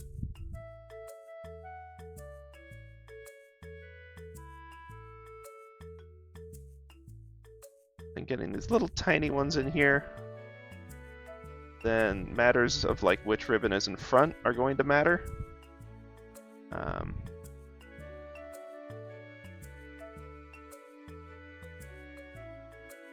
Nope, I want to grab this little tiny one. Zoop! There we go. Oh, but it is good to see you, Scopic. Sorry we missed you the other day. Was that yesterday? I guess that was just yesterday.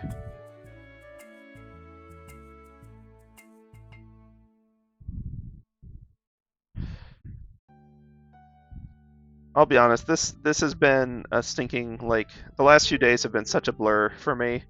Just between being busy and then news has been interesting from a history perspective, and, like, yeah.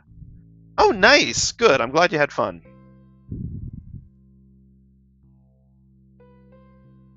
As long as you were doing something fun, I can't complain.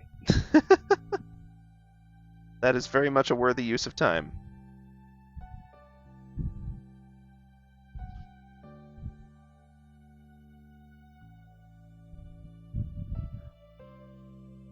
Is that overflowing on the other one, or is there just like a straight line there? No, it is overflowing on both of them. Okay, let's just fix that then.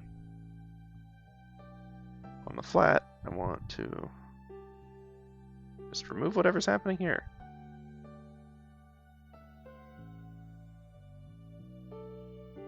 Oh, yep, there's another one that I'm going to have to catch. Okay, so this needs to be on the line work layer. That, clear that one, and then clear that line we made. Okay, same with this, or else I'm going to do exactly that. Just sort of clean this one up, adjust that tiny little vector edge, and then delete this bit of silliness. There we go. Zip that out. Oops, a little too heavy there. Zippity, zippadoo, zippada, zippity doo dah, and so on.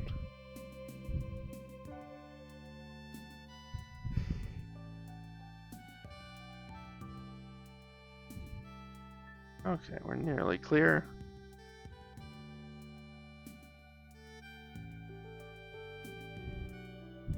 I think for all intents and purposes. Oh, wait, nope, the hand. I forgot the hand.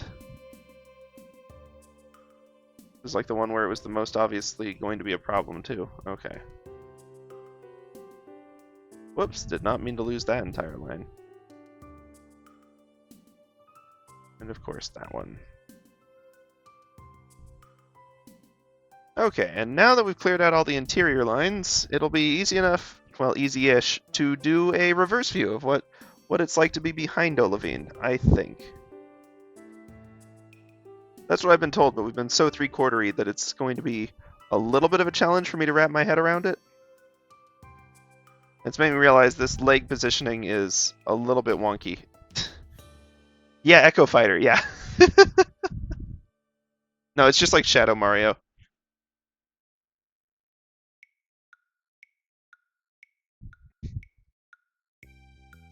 Okay, the problem is I'm going to have to pay a lot of attention.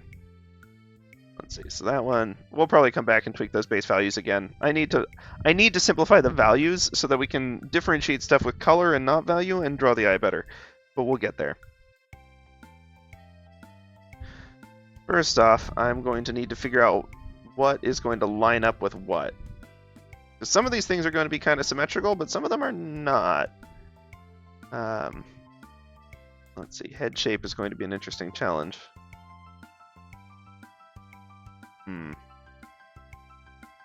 Okay, some things line up easy enough.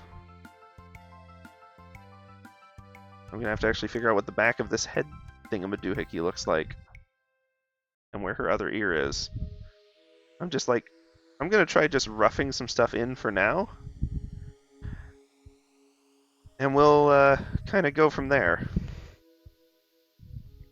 See, nose and eyes are basically all on the other side. I don't think we'd be able to see any of that. You can see, like... I don't think you'd even be able to see, like, an eyelash from this view. Or the mouth. That's fine. We are going to see, like, a little more under the chin, though.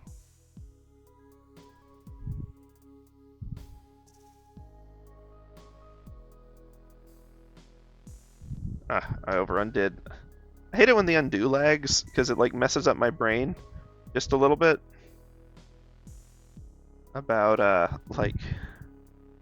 I'm like, oh, did I undo it? No, I need to hit it like 2 or 3 more times. And then I've over-undone the undones. I'm like, uh-oh. Okay. I'm only now realizing that that ribbon tie-off is like not remotely in the center of the back of the head, but actually like over by one side. That's going to be an interesting dynamic for the shape of this headpiece. Basically means the fabric's going to continue. Oh, I know, yeah, and you're just like, ah, man.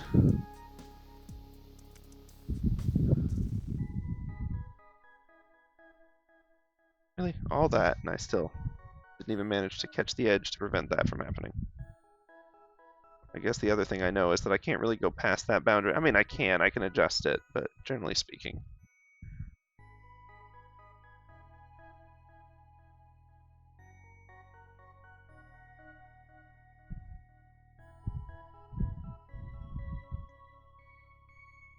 Let's see.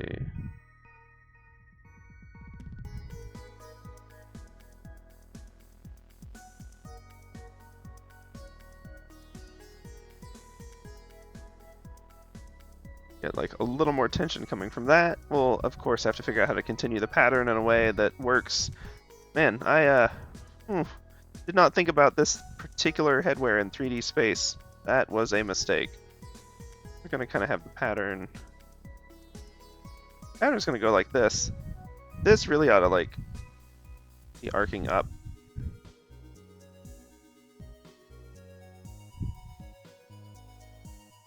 More like that. Ugh.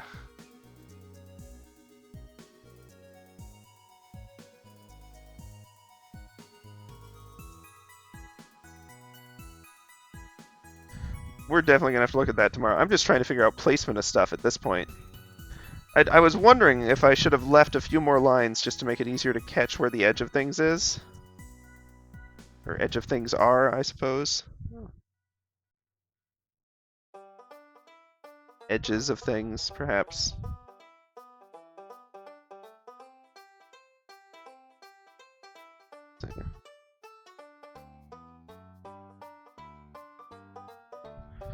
And that's going to be basically symmetrical on both sides.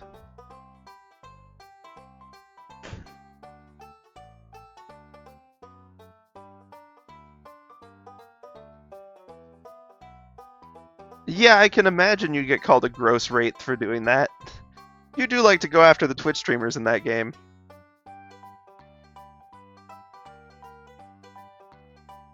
Which, I mean, fair. Okay.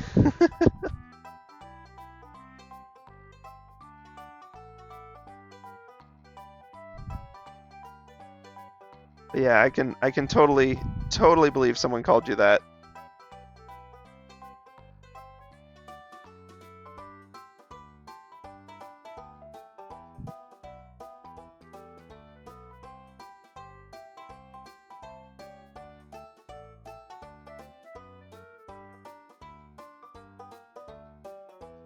Let's see. Going for full line work and not like gaps and openings. We'll leave that as is. We'll probably have a few different tension lines on the back. Kind of makes sense that we would. Yeah, there we go. That's fun. How'd the strategy go for you, though? Like, did it end up working out?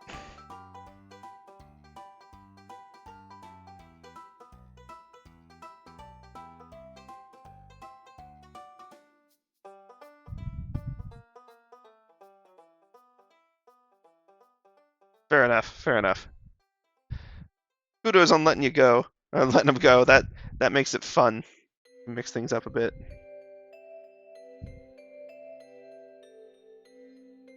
That's sort of the hand positioning. We can clean it up later. I'm just trying to set things up so that next stream we can pick this up and actually figure out where the heck we left off. Okay.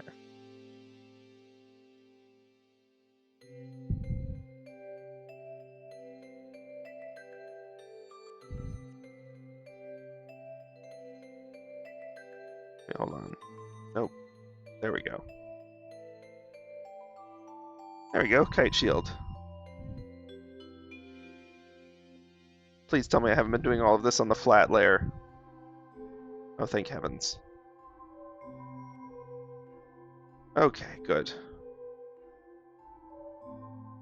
That panic moment when you think you're on the wrong layer. Always a panic. Never good.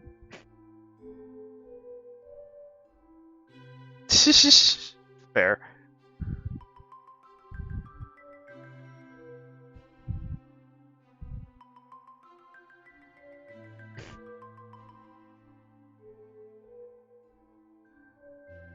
I've yet to figure out how this piece works in the back. I don't just want it to be a mirror image of the other side, really, but I guess it could be.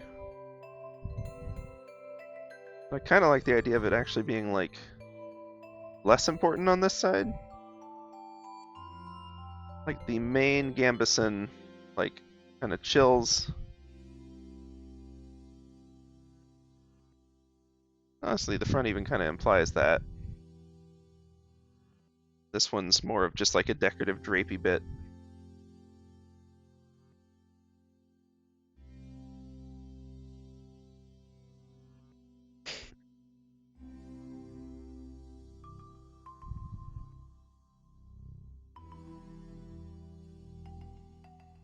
My brain's still not interpreting this as the rear view. That's interesting.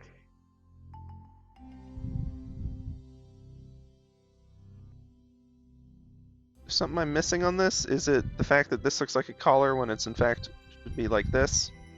Yeah, that was it, or at least a part of it. So it's funny with this one when you're trying to like get your brain to register front versus back. Like changing a single line, it's like the perspective clicks, and you're just like immediately like, ooh, oh, so your brain's like weird. Whoops. Okay. Here we can try some stuff like making these less symmetrical, just having like a little edge of it visible, which I'm not sure would be accurate, but do want this to look reasonably believable.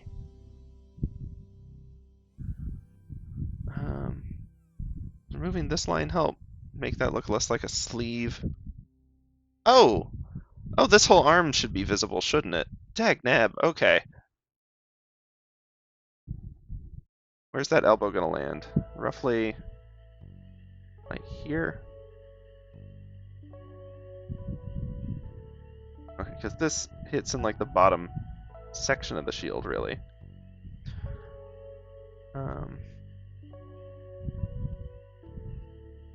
Totally forgot about that arm. Oh, yeah, no, dude, go eat. Food is important. As much as I resent it for being important, it's important.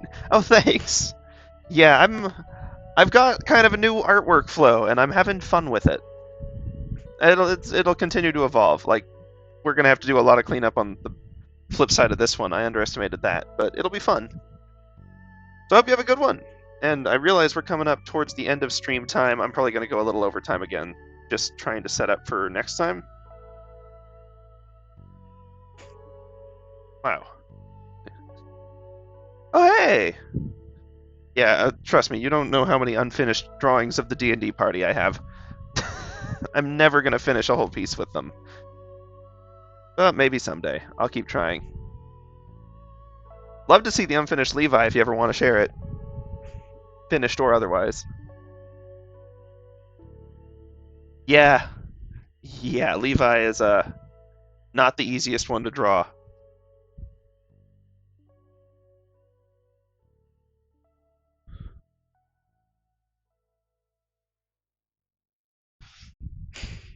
Hmm.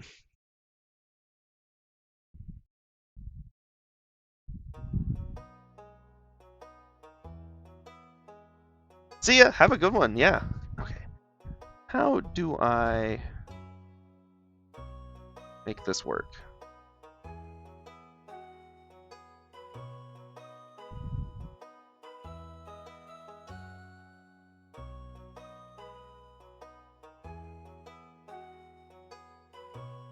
I'm just like trying to get rough positions of stuff. Oh boy. Am I gonna see the underside of like both feet? That's not right. Like perspective-wise, that's weird. Am I connecting the right feet to the right, like...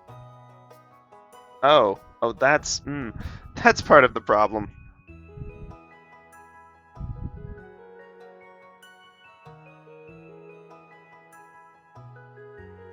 Let's maybe, oops, I don't want to lose those borderlines. There we go.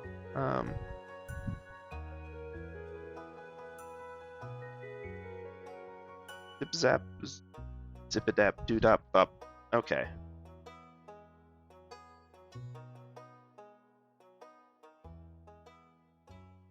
Okay, so this one that connects here is this leg. That one's the one in front. This one's the one that's behind, and it should be connecting there.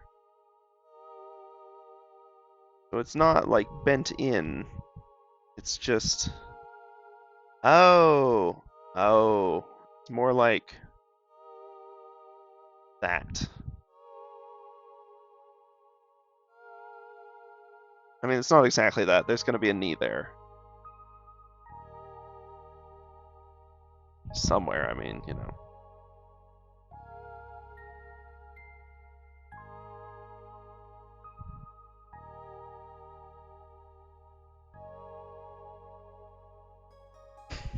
Okay.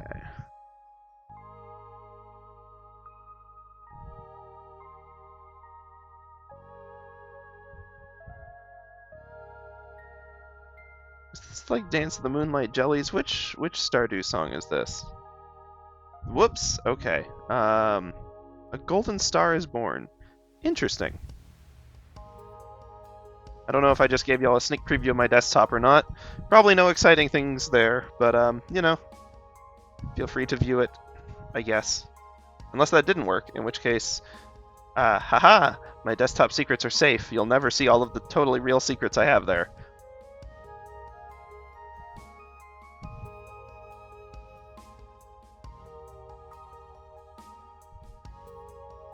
I didn't think there'd be any more sketching. I totally forgot about this stage.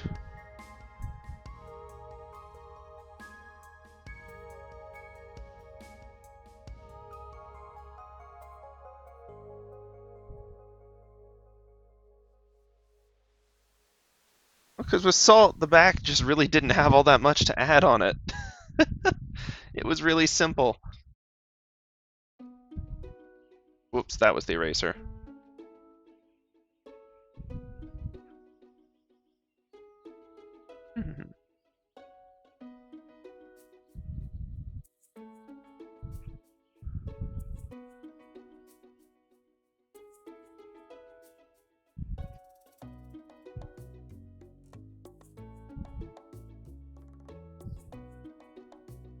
Feels weird doing all this sketchy stuff on the line work layer, but sort of what we've committed to. But the point is, I can now at least like believe this as a silhouette that isn't the worst.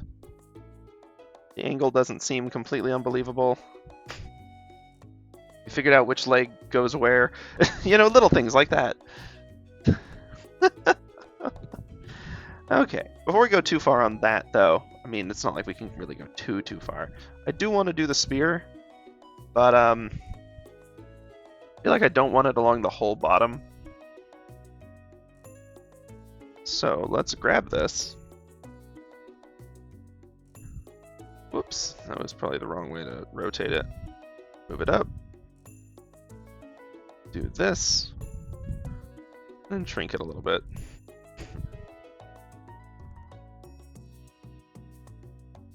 There we go. Even if we only have one item, we'll at least get the spear in here. The catch with this one is I'm totally gonna cheat and just use the line tool, because doing a straight line of that length is not currently really like, look, could we get there eventually? Yes. A straight line actually probably wouldn't be the worst, but like clearly it's not the best. The bigger issue is that we're going to need 2 parallel lines. But why am I on that? It should be like a...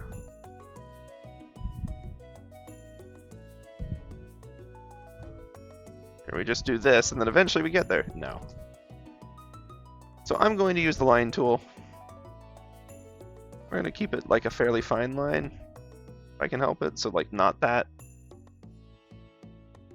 Even 5.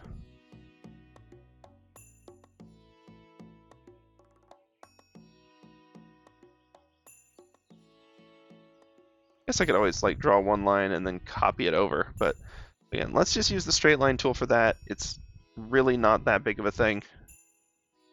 And then I wish I hadn't closed the other Ollie sheet. It's got the spear reference. Whoa, okay. Let's click File, Recent. Olivine.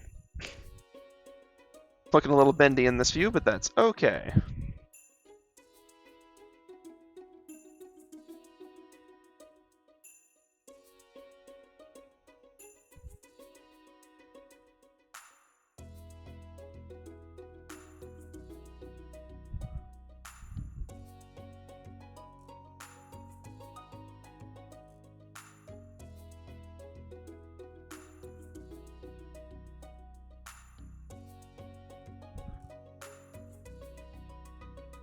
Let's clear this out. Just keep, I don't know, just drawing a circle repeatedly, and a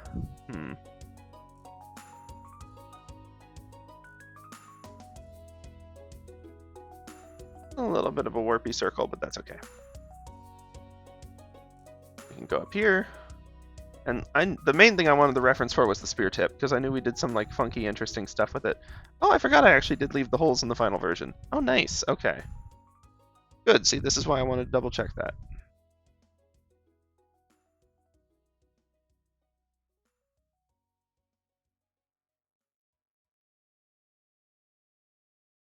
Probably, actually, you know what would be smart? We did the symmetry ruler once today, why not twice?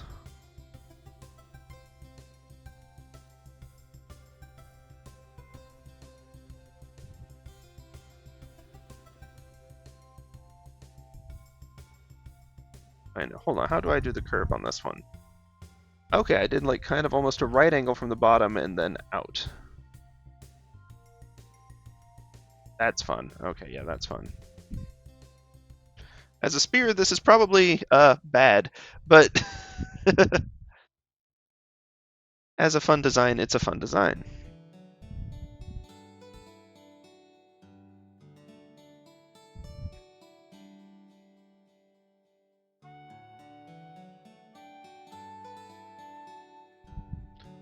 There we go.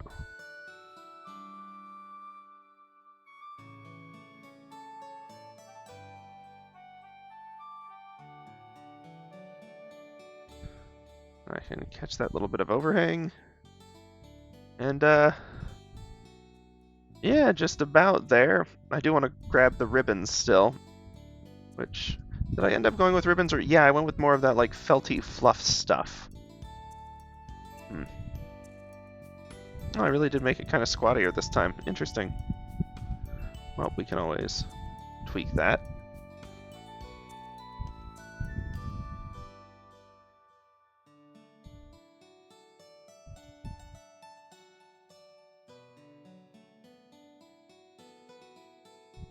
There we go. That feels better. And these lines still feel so silly being drawn like that. Yeah. Oops, yeah, okay, we can probably lose the symmetry ruler now. Thanks, dude, you've been helpful.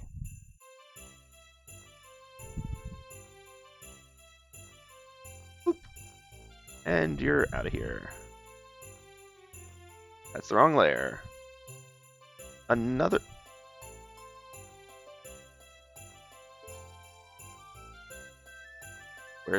How did it get back? Did I undo into it? Is that a thing you can do?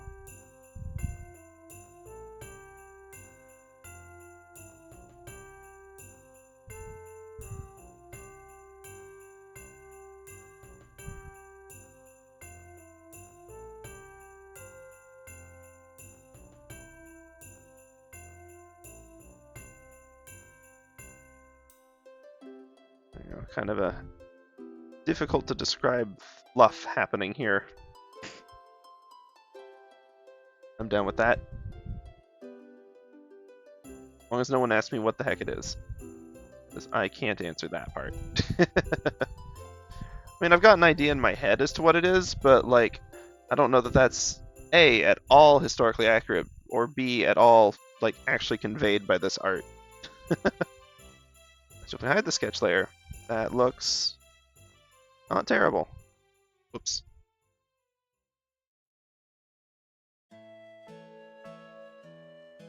I kind of want to make this like more of a point. Yeah. Oops. Okay.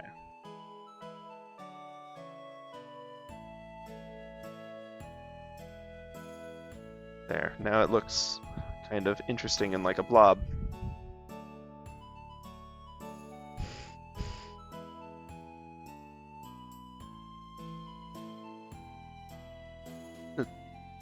These lines look so fake, which, I mean, they are, but I guess I went and actually drew it on the other one, and that's also why it looks like it's bent. So, you know, I guess take that for what it's worth. Here, we can try.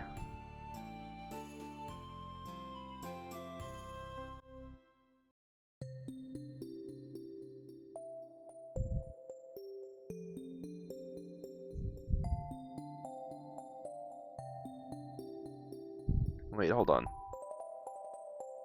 Come back, Symmetry Ruler, we need you.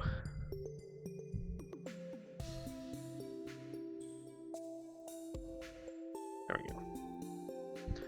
I only have to get this once. Been way too hard with that.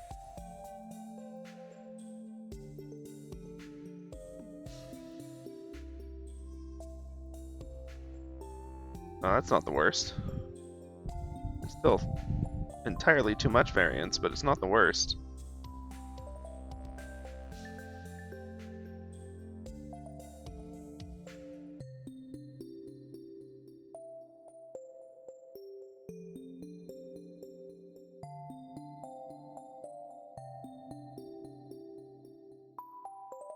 Alright, I'm gonna keep going at this a little bit, actually. Oh, we're over time already? Oh well, I'm gonna keep going anyway. Wow, I nailed the points on that somehow. Look at where you want it to end. Look at where you want it to end. Trying to move. I'm moving from the elbow. Maybe from the shoulder will be better.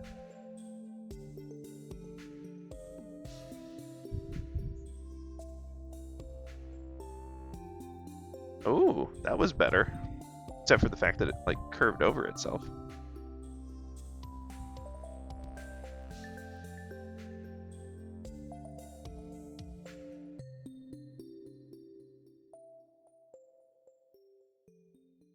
Realize the spacing doesn't even have to be right. I just have to get a straight line.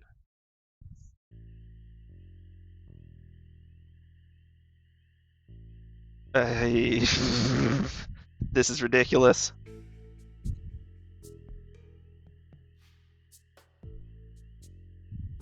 There's no way I'll be able to get this one. Yeah, no. Variance, the perpendicular variance is going to be too high when we zoom out that much. But then the horizontal variance is going to get worse as we zoom in. So we could always try to take it slow and steady, but that always results in like super wobbly lines.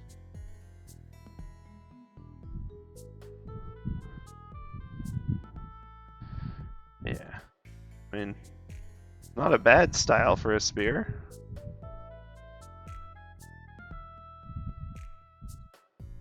That's kind of a cool thing in its own right, but it doesn't look good.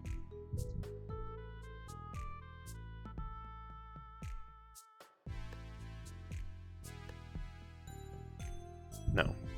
Stop doing this. You're not making a cool wizard staff right now. And I do like, honestly, as much as I dislike actually like getting rulers in this, I can't deny the fact that I do enjoy like messing around with the symmetry ruler. It's very fun.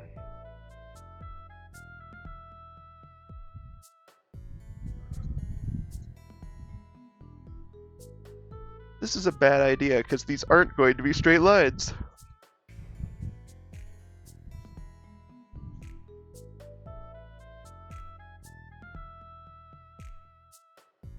See, yeah. Oh, what a good spear. Okay.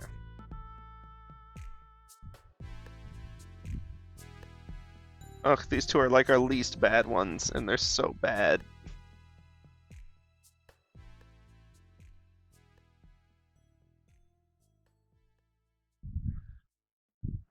Okay.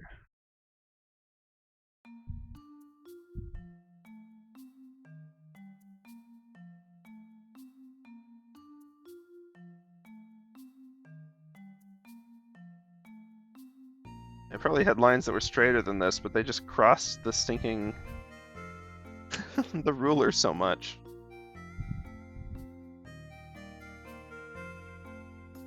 I guess. Wait. Hold on. There we go. Okay. Let's get rid of all of these. There's another type of ruler, not a symmetry ruler, just like a linear ruler.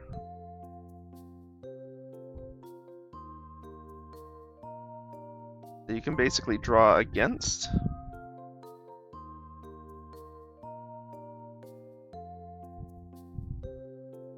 If I recall correctly. And that's probably much, much better for what we're trying to do.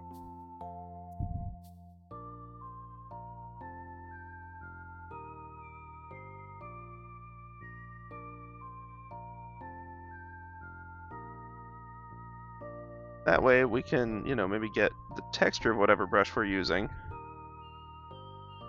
the line weight,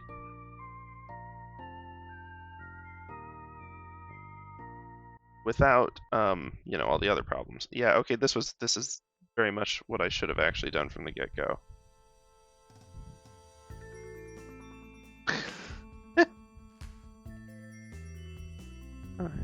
Small ruler for fine adjustments.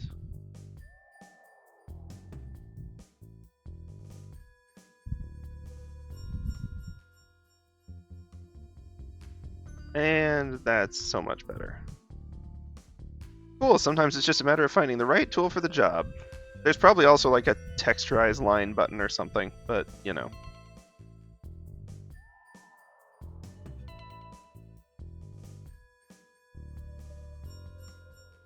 Okay, I guess I need to go manually grab this and zoop, thank you. Our work here is done.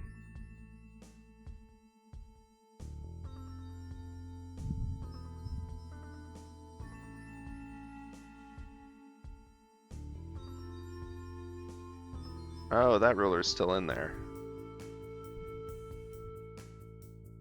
Oh, not that. Give me the ruler, please.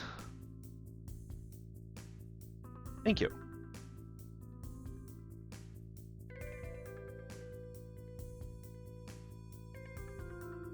Okay, zooming out, that looks better. We'll go do a little cleanup up here because I know there was some that still needed to get erased to the old one and stuff like that, but cool.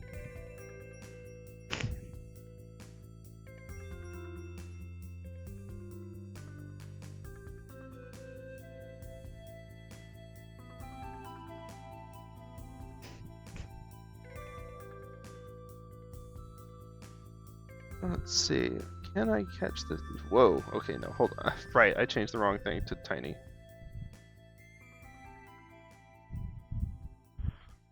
Good enough. Let's reset our rotation. Zoom back out. Boom. Okay, there we go. Proper spear.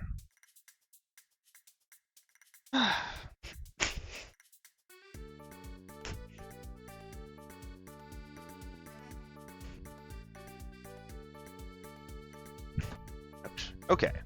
Then with that sorted out, sorry for that. I don't even know if I said words during any of that. I feel like I was just drawing unstraight lines for a solid 10 minutes, which I hope wasn't the case. It felt like an eternity. But let's see.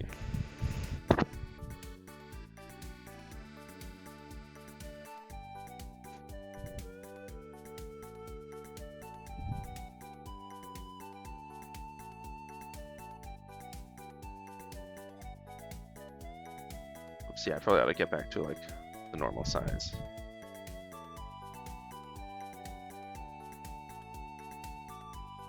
Okay.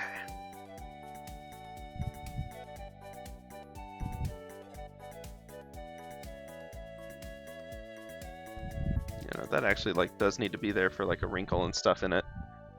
That's the direction that it gets pulled.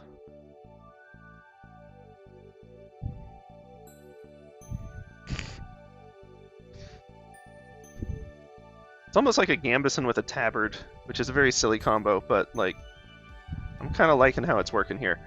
Alright, I'm gonna have to figure out the boots. We probably ought to do that next time, but I do want to... Why do I keep doing that? I want to go back and revisit our base values. Oh, how did that happen? That's really stinking cool looking, actually. Okay, hold on. 1 second. File. Export single layer. PNG. I'm gonna throw this in our title cards. Because I think... I can't guarantee that'll be the title card, but I like it. Let's save that for that. And then let's try to fix this. Because it looks like I probably moved the line work. Oh no. Okay, hold on. No, there's actually an easy fix for this. No, it was the base values that got moved. Okay, never mind. Then I can just move the layer. That's fine. Let's double check that stuff lines up. Oh man, I kind of love the effect of it being slightly out of alignment, but I'm going to try to get it back into alignment for now. But I need to remember that. I feel like I've stumbled upon that effect like a couple of times, and I'm like, I'm going to revisit that, and then I don't. Okay, step 1. Chainmail does not need to be this much darker than everything else. It's creating, as much as I like it, it's making itself too bold. Going to likewise like chill a little bit on some of these high contrast metals, and even this one I'm going to just bring to like this layer. It'll still pop, it'll still be clearly distinctly a different color and everything, but it won't be nearly as harsh. The one exception that I'm keeping as a proper darker metal is this one, and even then we're not going crazy with it, because I feel like this might be a little too much. It's funny, I always intend for that visor to be light, and then like everything around it's like, no, if you want to draw attention to this, you need to make it much, much darker value. And I mean, yeah, the color difference would still pop, but this will pop a lot more. Okay, I'm feeling better about it. It looks less messy now. Whoops, not that one, but this one. Okay. The shield can probably still be a little darker. The backside of it isn't as important, though. What's important is the front, and that's not designed yet, so that's going to be a mess in and of itself. That's fine. The joys of operating on a semi-tight time frame makes things interesting, I'll say that much. We'll keep the dark contrast there.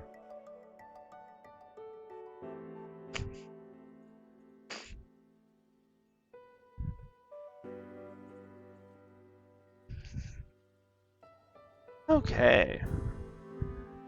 The pants contrast is probably still too much, but in lieu of fixing that, let's just balance it with high contrast up here.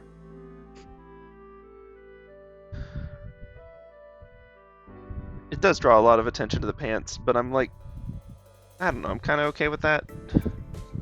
We'll get the attention to up here, and then that'll be different, and this will at least...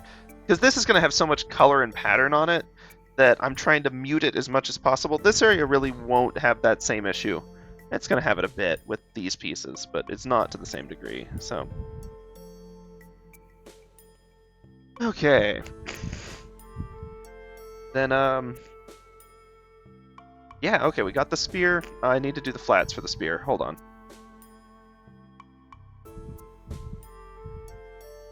For the flat.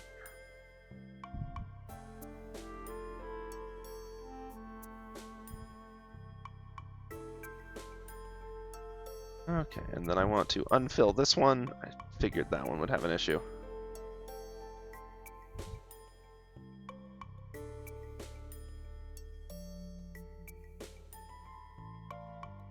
Oh, rats. Okay, there we go, that's better. There we go. Clean up a little here. I'm honestly surprised this didn't have like much worse color leaking problems. I'd expected this one to be really bad.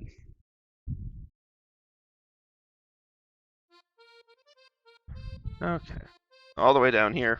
And then if we see it without the line work, just so that we can like do a little bit of cleanup, because I'm sure there's going to be some weirdness. Oh no, not really. This is all perfectly reasonable. Okay. Not that one. Line work.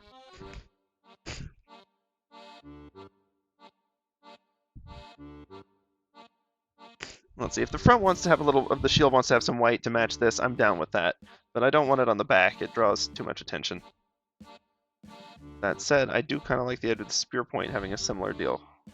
Being really bright. Whoops. Then going with the more moderate one for down here.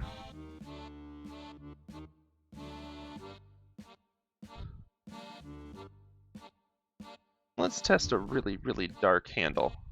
See how that goes.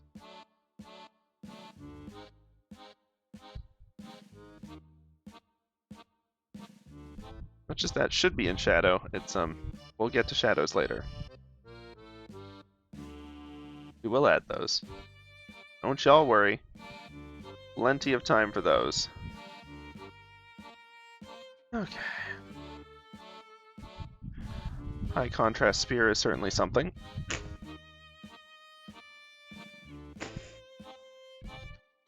Maybe we go with a tiny bit less high contrast. I need to zoom back in for that bit. Okay, there we go. Okay, yeah, I'm liking that. Matches the rest. What if that... Oh, rats. Not on the flat layer. Okay, good. Base values. It's the same as the neighbor one. That's too much.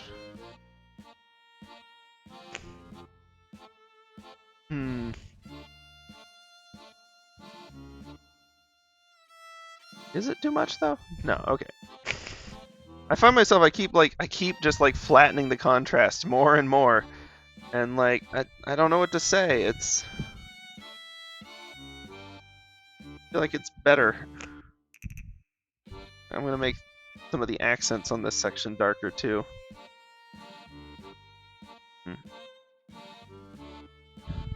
No, because I want to try to have a common theme of design through this. So the front piece should still like be like this at least.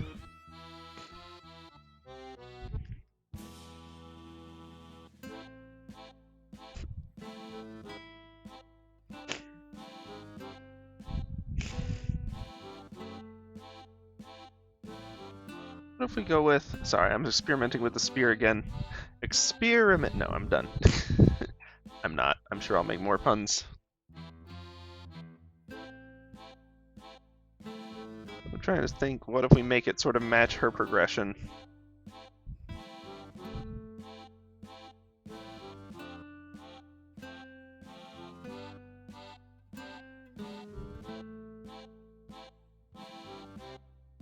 Like that.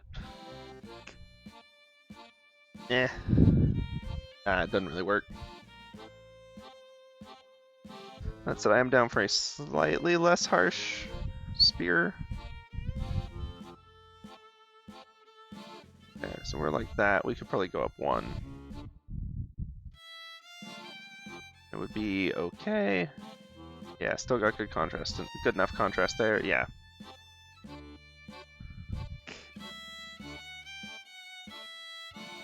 Hey, May, how are you? I hope I'm saying that right.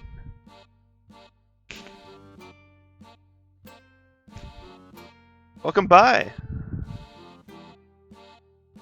Oh no, they're the worst. Have you...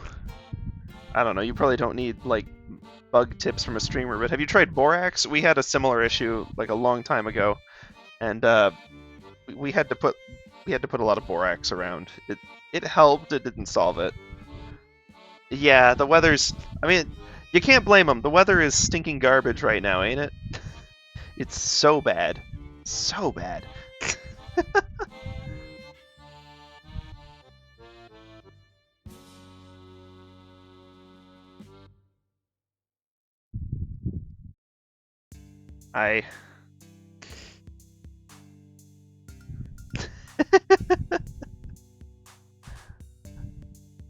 It's got its perks, but summer is not one of them.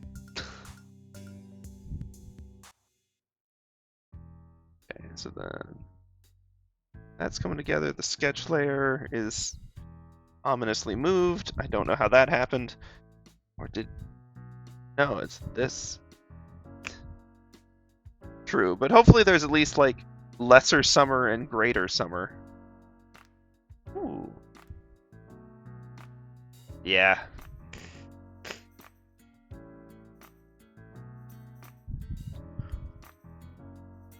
Yeah, good old Texas, like 1 week of winter.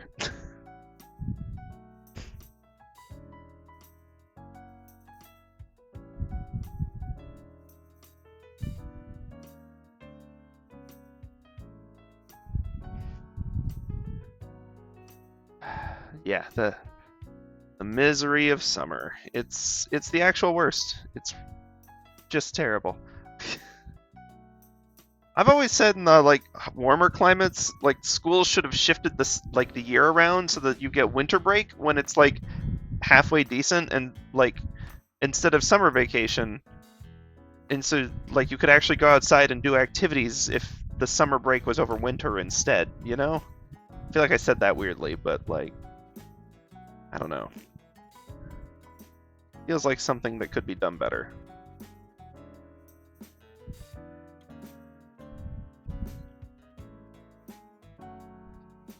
Oh, right, okay. Can work.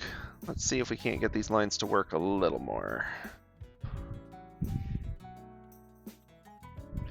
That's just not even fair.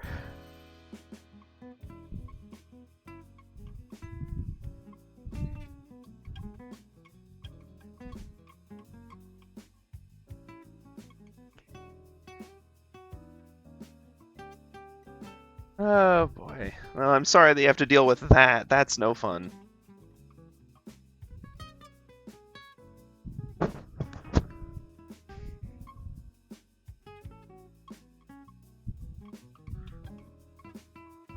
Man, I missed erasing that spot so many times. I reached up because I thought maybe it was just like a thing on my screen.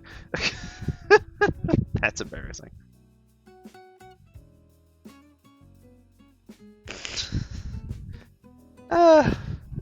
Jeepers, yeah, the season of the furnace.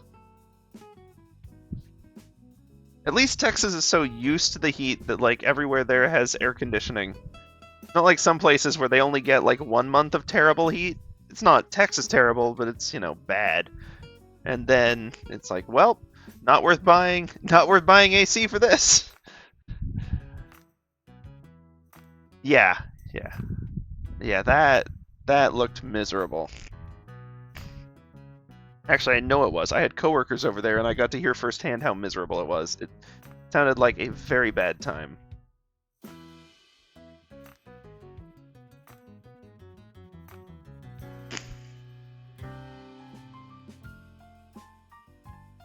Let's see.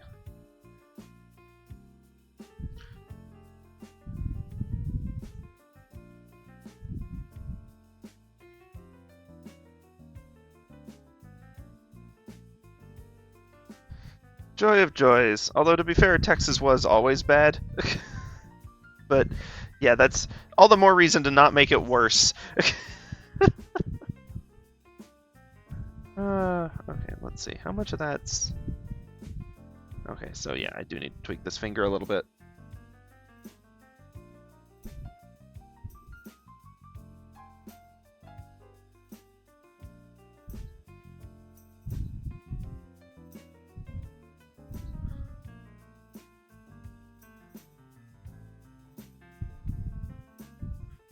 Alright, and then these fingers can probably be slightly less abstract. I don't necessarily want to get into like crazy detail on any of them, but at least like get an end to them. Hey! And it's only like what, 10:30 in the evening there? Oh, jeepers.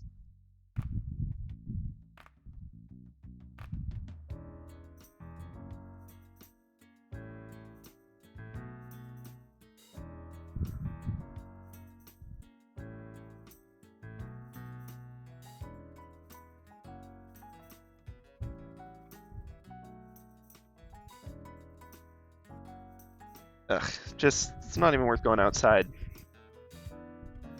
Not at that point. What am I doing with these fingers? Hold on.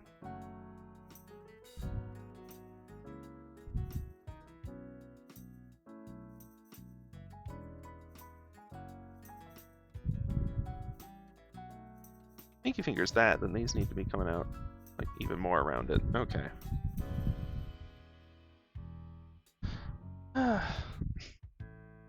Yeah, no, even where I am, the summer heat is really starting to hit hard. I've got fans on full blast, and like, I was still starting to get headachy. I was like, just sitting at work, I was like, oh no.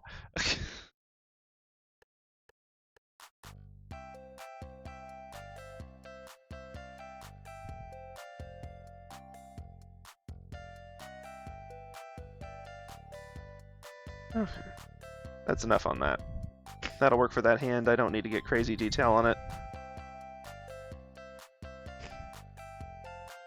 Okay, and I still haven't actually come up with a design for this shield.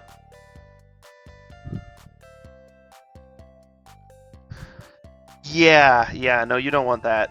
You definitely don't want the AC going out. Not now.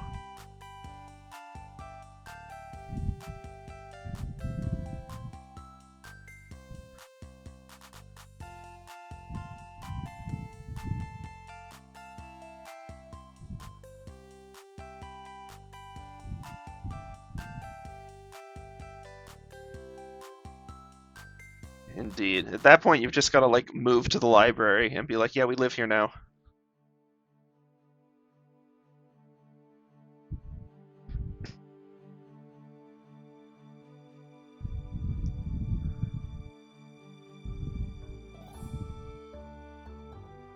Yeah, along with the gnats. They can come too.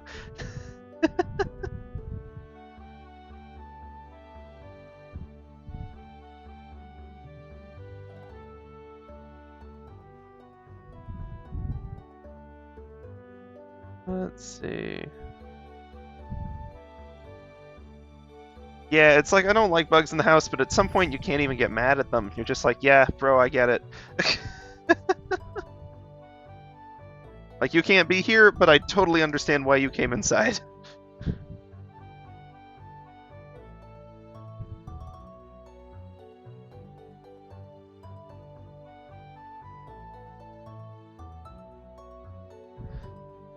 But, like, seriously, how bad does the weather have to be for the roaches to bail?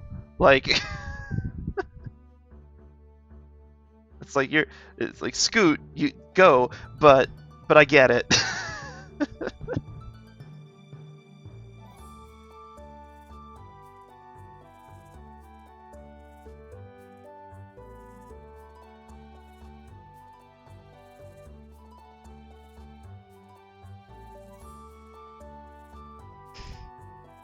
Okay, that'll do as a kind of generic-y shield design for now. Actually, we could probably have a little more fun with this top section here.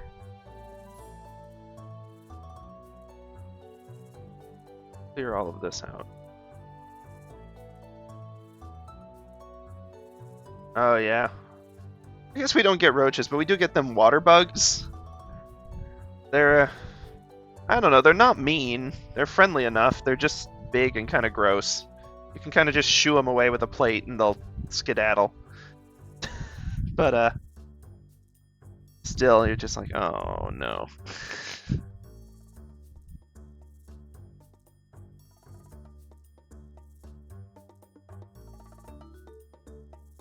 Ooh, those are a problem. They'll eat your books and your clothes and stuff. Like, I'll take roaches over stinking silverfish. Like, woo, yeah, I know you're a Minecraft celebrity, so you still can't be in my house.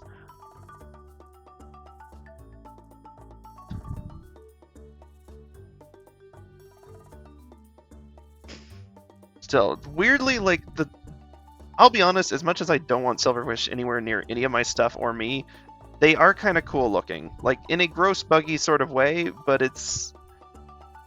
they're kind of interesting. They're almost more like a crawfish or a lobster shape. I feel like it could inspire some weird, like, dystopian spaceship or something.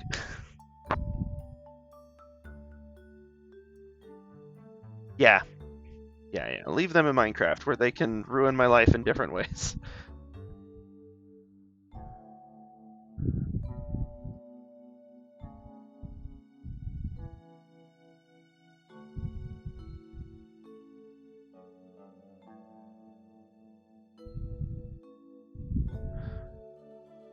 Oh no, I'm still got symmetry ruler. Uh-oh. Okay. Oops.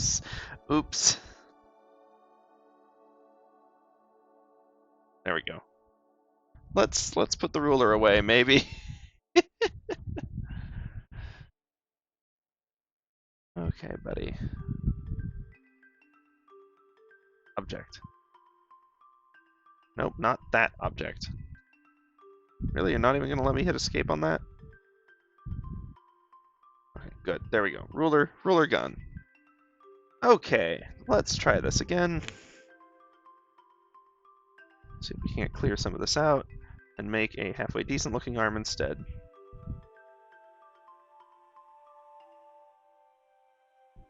Ooh, yeah.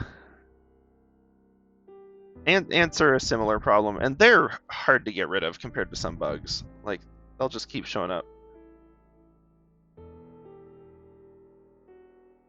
Like, when I was in college, I had, like, a whole bunch of them, because my room in the dorm, for better or for worse, it was convenient, but it was also a problem for things like this.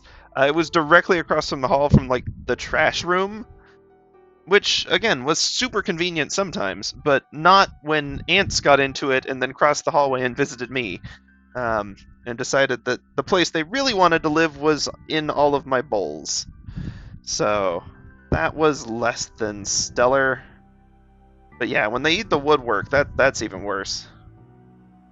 At least a bowl you can wash. Like, a broken windowsill is a stinking pain to fix. A window pane. No, sorry. I have been in a terrible pun mood today. I don't know what is going on with that.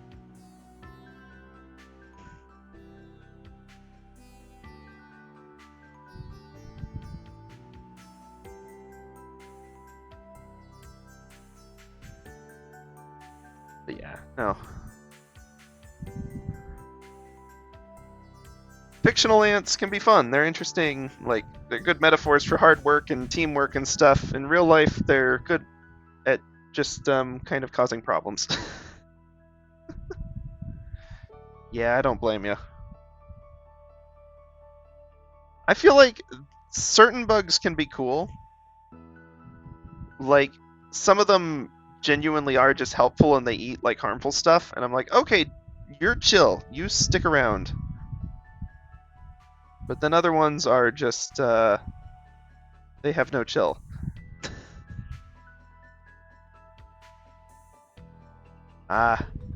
There's one, and I'll admit it's a creepy looking one, but it is super worth keeping around, at least assuming what I've heard is correct.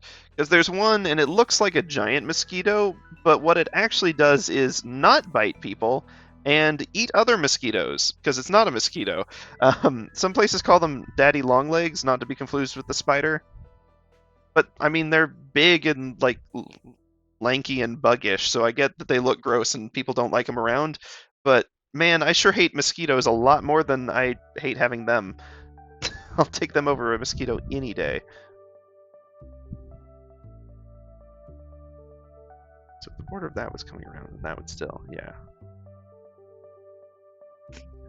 Yeah, bees and ladybugs are fun, though. Does there have to be a reason? I think they just manifested out of spite.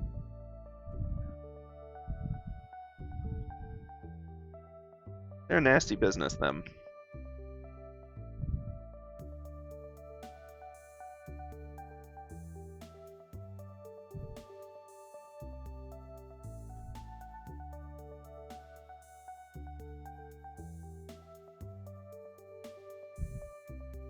Oh no, how long have I been on the wrong layer?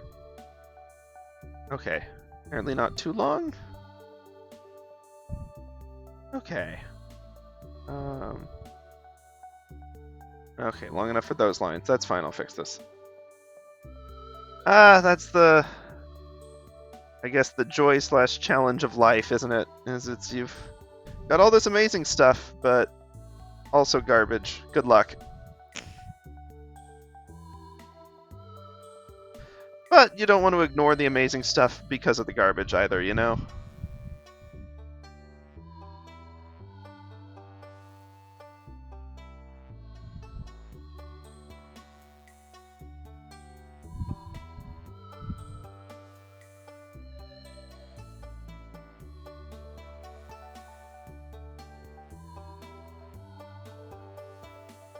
Yeah, that's...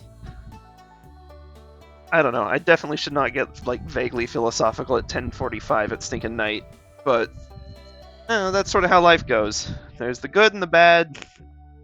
I feel like, generally speaking, the good outweighs the bad, but, you know, it really does depend. Still worth sticking around to see what happens next. Line work.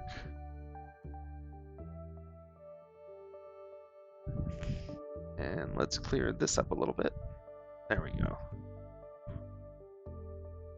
Because if there's one thing nature and history both like, it's stinking twists. My word. I studied history in college, and you'd have no idea how many things just, like, changed on a dime. And you're like, well, I guess this is it now. This is the thing that happened. It could have been a different thing, but it's this. And sometimes it's really stinking fortunate, and we get good stuff. Sometimes it's bad. But, man, there's moments where there were 30 different ways it could have been a catastrophe, and they just all didn't happen. And you're like, well, I guess we ought to throw a party.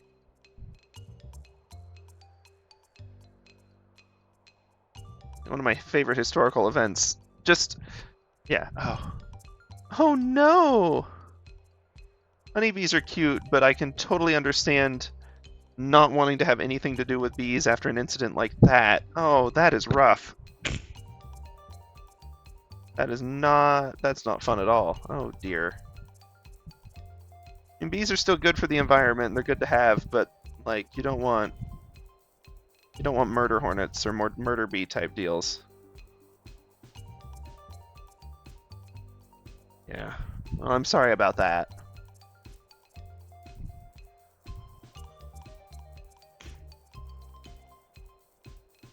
Let's see where we left off on this.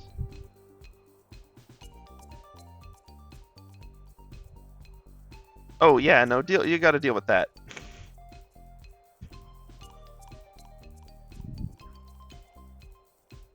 I mean, I'm honored if they're fans and they want to see, but probably not. Yeah, definitely clear them out.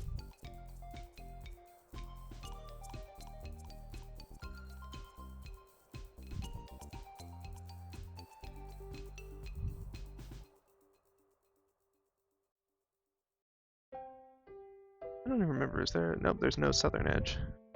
Southern edge. Bottom edge. Whatever. This one's basically straight across, and this is the one that kind of arcs up. Then for this was the other one. It's going to be somewhat obscured, isn't it? It really came out that high? Okay.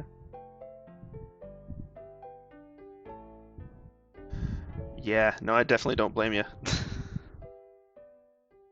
I think they bug most people, to be fair. There's not a lot of folks who are out and about, like, celebrating bugs. There's some, and there's some bugs worth celebrating, but gnats, maybe our gnat among them. Oh well.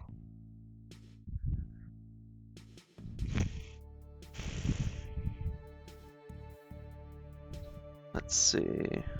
Where did this leave off? Okay, so that really was part of it. And then it arced, and we never saw the top because it's obscured behind the other leg.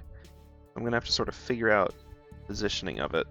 Oh, right, I've got this angle backwards. There we go. That's what wasn't adding up.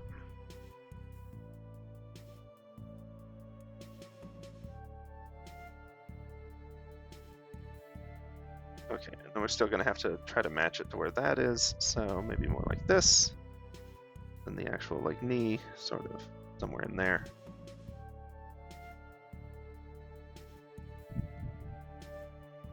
Nope, I need that to be more of a straight edge at least until higher up.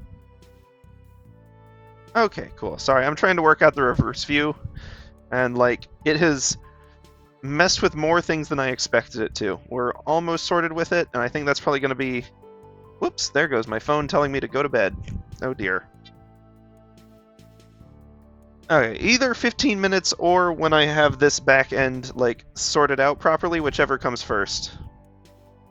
It's probably going to be the 15 minutes, and then I'm going to be stubborn and stay up longer, but I have to catch up on sleep.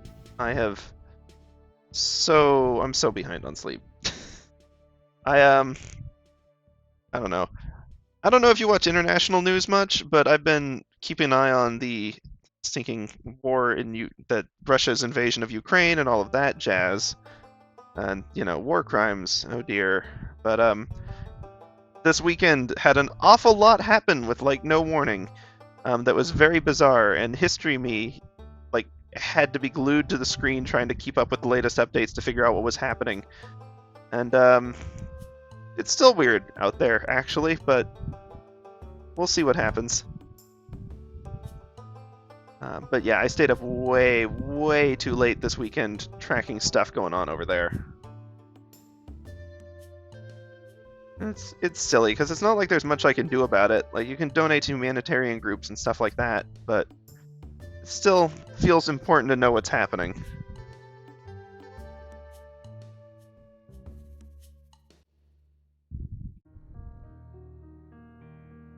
Oh, right. This has, like, something like this. Okay.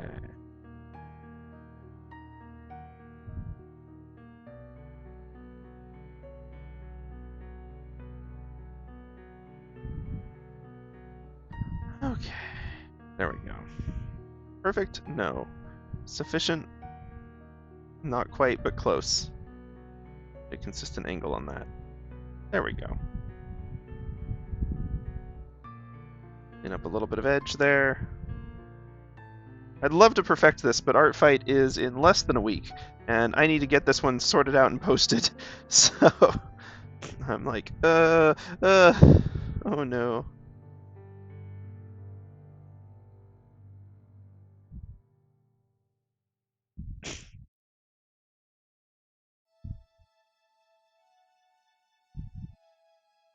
Oh no. Yeah, that's why I've literally not even hooked up a camera to my screen. I'm just like, I don't want to risk it. Well, I'm sorry about that. That is no fun. That's like my greatest worry. Like, I'd love to do like VTube stuff sometime, just like get an avatar and stuff, but I'm scared of having a camera pointed at my face at all, just because it seems so easy to accidentally dox yourself. Granted, like, you know, I doubt anyone's gonna chase you down or whatever, but it's still not fun. It's not what you wanted to happen.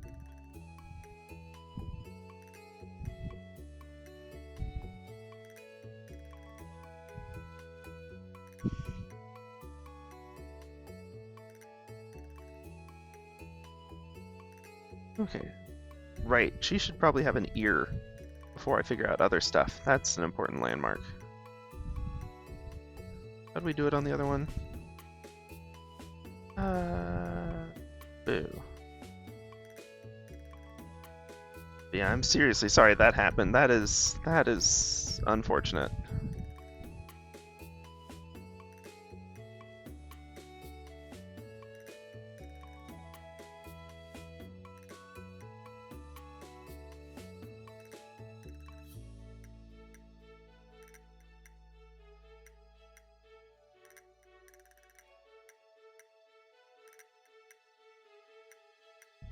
Let's see.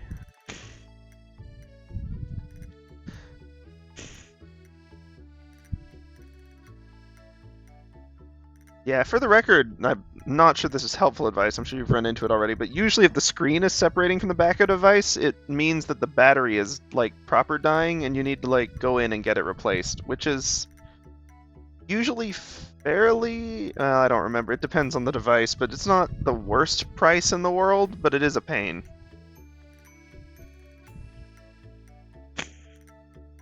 I had a phone that did something similar. Ah, okay. Well, that is good news. That's easier to fix, but bad news. That's not fun either.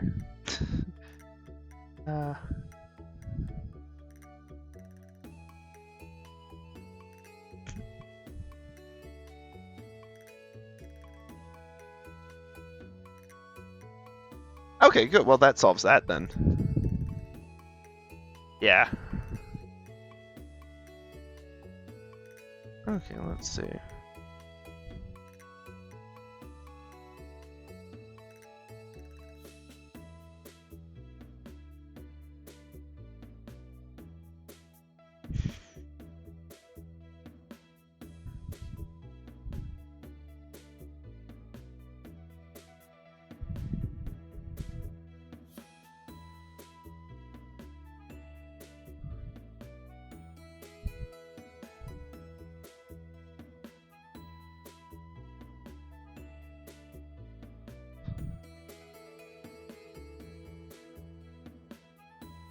We'll just keep this going. I've realized I'm so, as much as I'm like talking bouncy like, I am so tired. And like, this is the only time it's only when I'm this tired that I stream and I like just straight up like go silent for a while. Like, this is ridiculous. Can't believe that.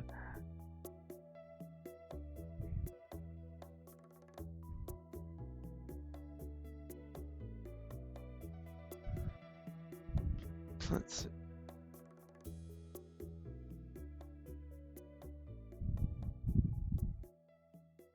There we go. That kind of works physics-wise, does some interesting things.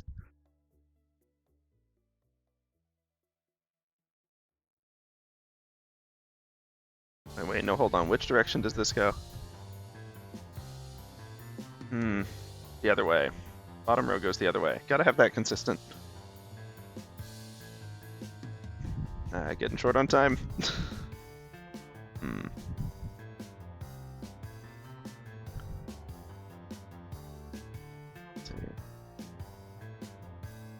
I mean, I don't know that there's a recommendation. A lot of people just put one on there and they're getting started. A lot of people slowly build them up over like years of playing it. Some people have like a dozen, and that's like, I probably wouldn't put like more than 10 unless you really want to, because people might get overwhelmed, but also people might like the options. Like, I don't know that there's really a hard and fast rule. My number has always been however many I could actually finish in time for it. Whatever number that is, that's what I post. Last year that was 1. This year I'm hoping to make it to 3. We'll see. Including a rework of the first one, so.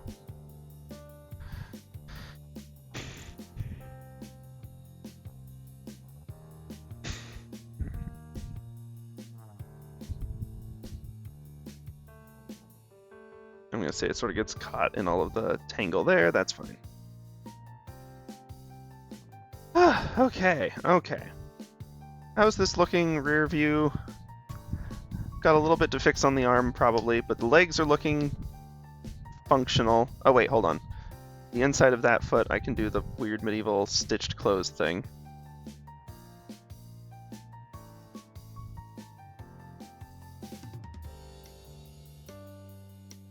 There we go. That will no doubt confuse some people, but that's okay.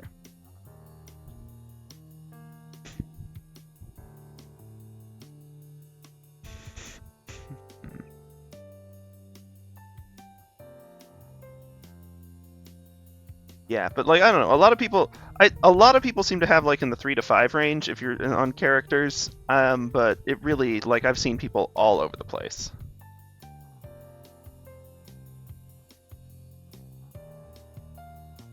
Okay, we have 6 more minutes. Maybe I can get the base flats going in here in that time. I'm not certain of it, but maybe. This is the right layer for that, right? Yeah, okay. Oh, yeah, because I'm the wrong color. Oop. Fill that in. Try to get the trim. A little bit too. Okay.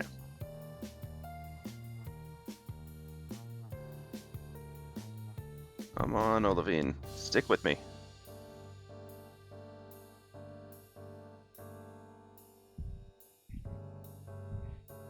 We'll get our ribbon colors.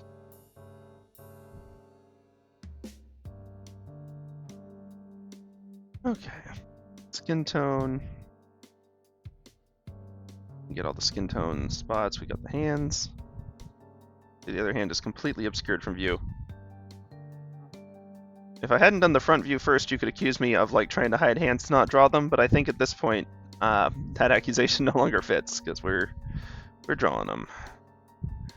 Should we be drawing them is a different question, but we've chosen to do that. Oh, nope, not that one. We got this sleeve over here. We will have this sleeve. I'm going to tweak its line work a little bit more, so I probably shouldn't do this part yet, but you know. Good, that's set.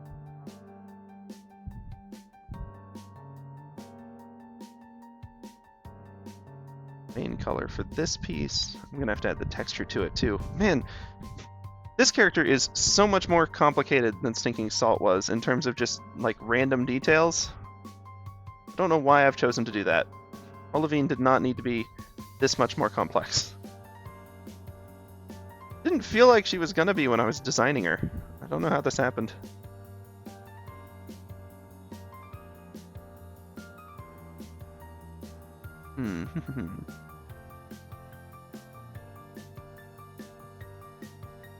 I would say the main thing, I don't know why, I keep circling back to the art fight character things because it keeps just like bouncing around in my head. If you're concerned that you won't have enough, you're fine. If you're concerned that you have too many, you're probably also fine because there's some people on there who have like actually dozens.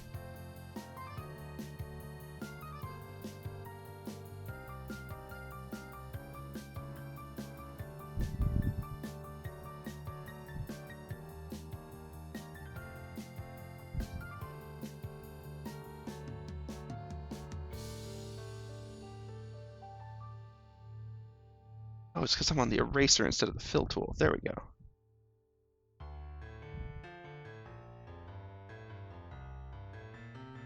It's a pretty low-key event. You just sort of come with whatever you got.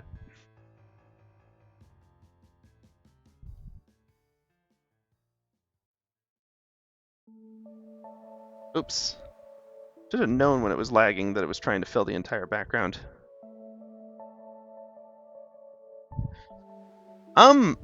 Now is probably the perfect time. Like, people on the Discord are uploading them constantly. A lot of people just upload them throughout the year whenever they make them. But definitely if you can get them up there before it starts, because it starts on the 1st, and people are probably already browsing around and just like checking out fun stuff that they might want to do.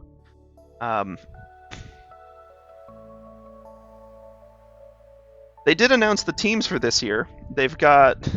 It's kind of a classic combo at this point. The werewolves versus vampires.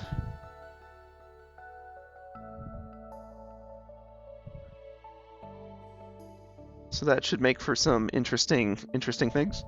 Not that your team like really matters. Like you can still draw whatever the heck you want. Your characters can be whatever you want. Like that part's completely no effect. Um,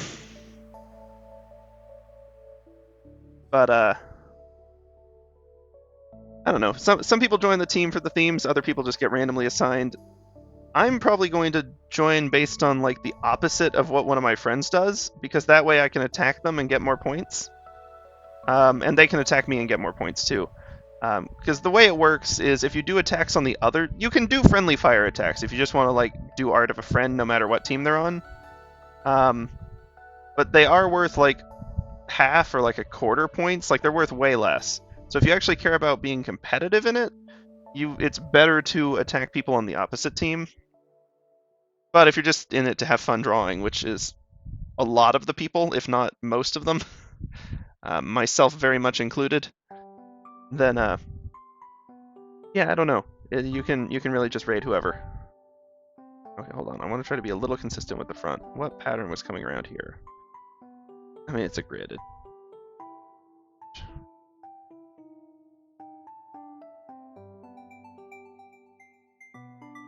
Were there any going up on that shoulder? Not visible from the end, so maybe just like one here. And anything coming around at the bottom? Oh, there was actually one coming up more like this. But yeah, I'd say just at this point upload them as soon as you've got them. Oh, I totally forgot an attribute of the shield that I'm going to have to fix in the remaining 1 minute. Oops. Okay, hold on. It's worth doing because I'll forget it for next time otherwise. My phone's going off again. Nope, stop. Yes, I'm aware I have work in the morning. I knew that symmetry tool was going to get its revenge on me somehow.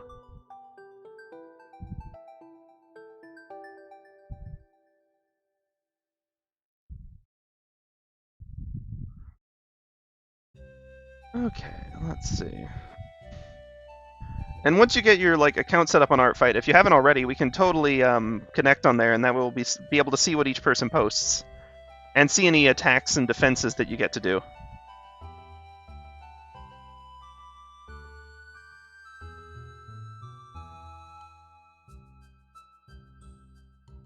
Okay.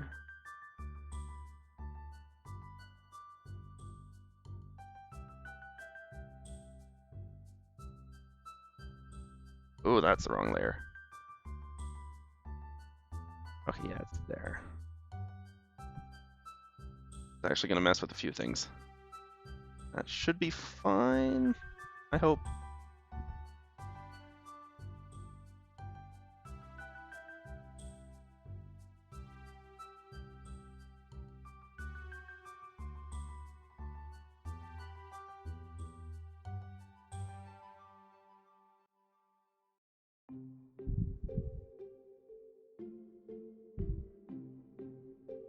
Let's clear out the base values. Yeah, see you in a minute. I won't be on for too much longer, so like hopefully I'll be here when you get back.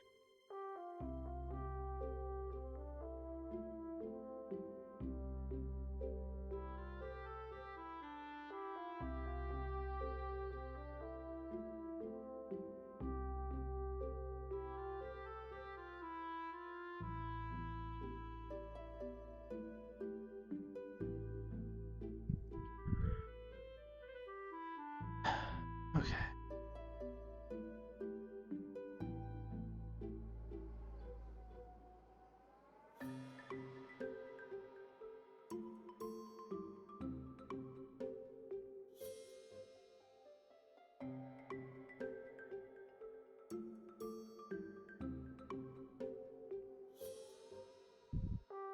We got that sorted on this side. Now what's that going to look like on this side?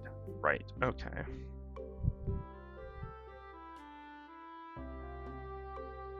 Wrong layer. Wrong layer, Kronk.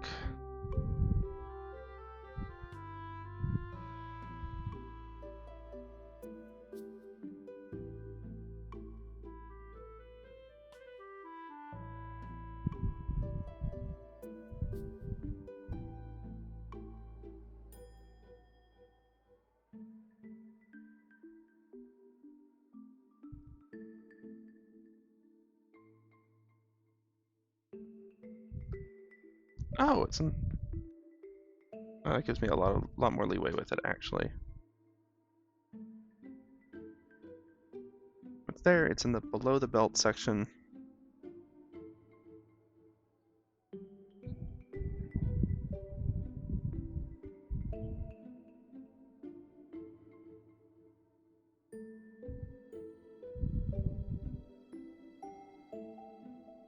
We'll clear that out. Got this line, that line.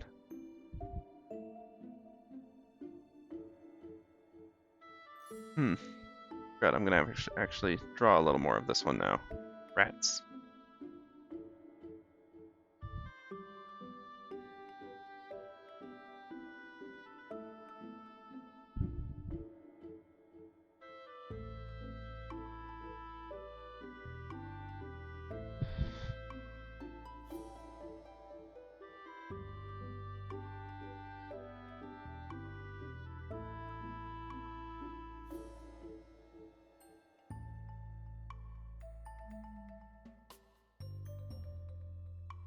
Flat, I can.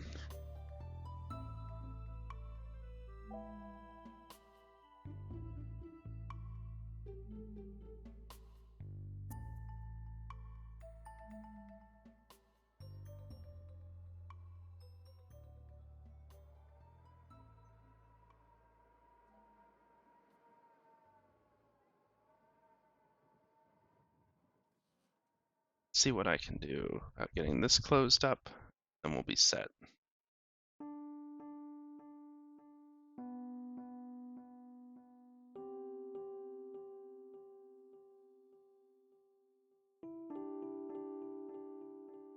And that way, welcome back. We're nearly done.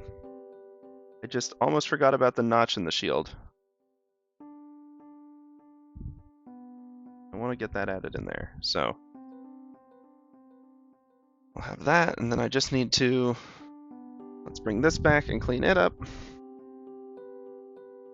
Wrong layer. Every single time.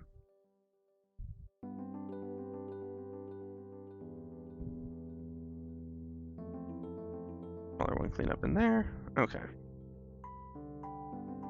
Line work, I want to clean this little edge. Whoops, just the edge, please. There we go. And then base values. Let's fix these, because holy moly. Okay, first off, this one. Not on the line layer, though. All of this ought to be that. That's actually correct. What color were these? Oh yeah, they were a little darker. They matched something at some point, but not anymore. And then last thing, the actual last thing for tonight's stream. I was really worried. We actually had 2 points where I was very worried we were going to get stuck. Although granted, we've streamed for an hour longer than planned, but I think worth it to be able to get past those hurdles. One of them was we spent stinking forever on the eyes, only to land on a fairly simple design, which, I mean, that's how it always seems to go with those. And then second was trying to get the reverse drawn, because it ended up being weirdly complex.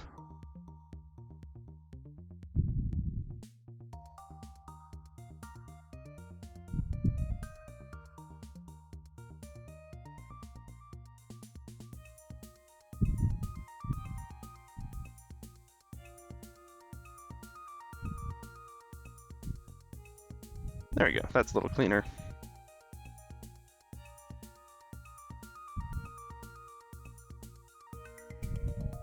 That one we can like maybe chill a little bit. We get to there, yeah, okay, smooth. At least smooth enough.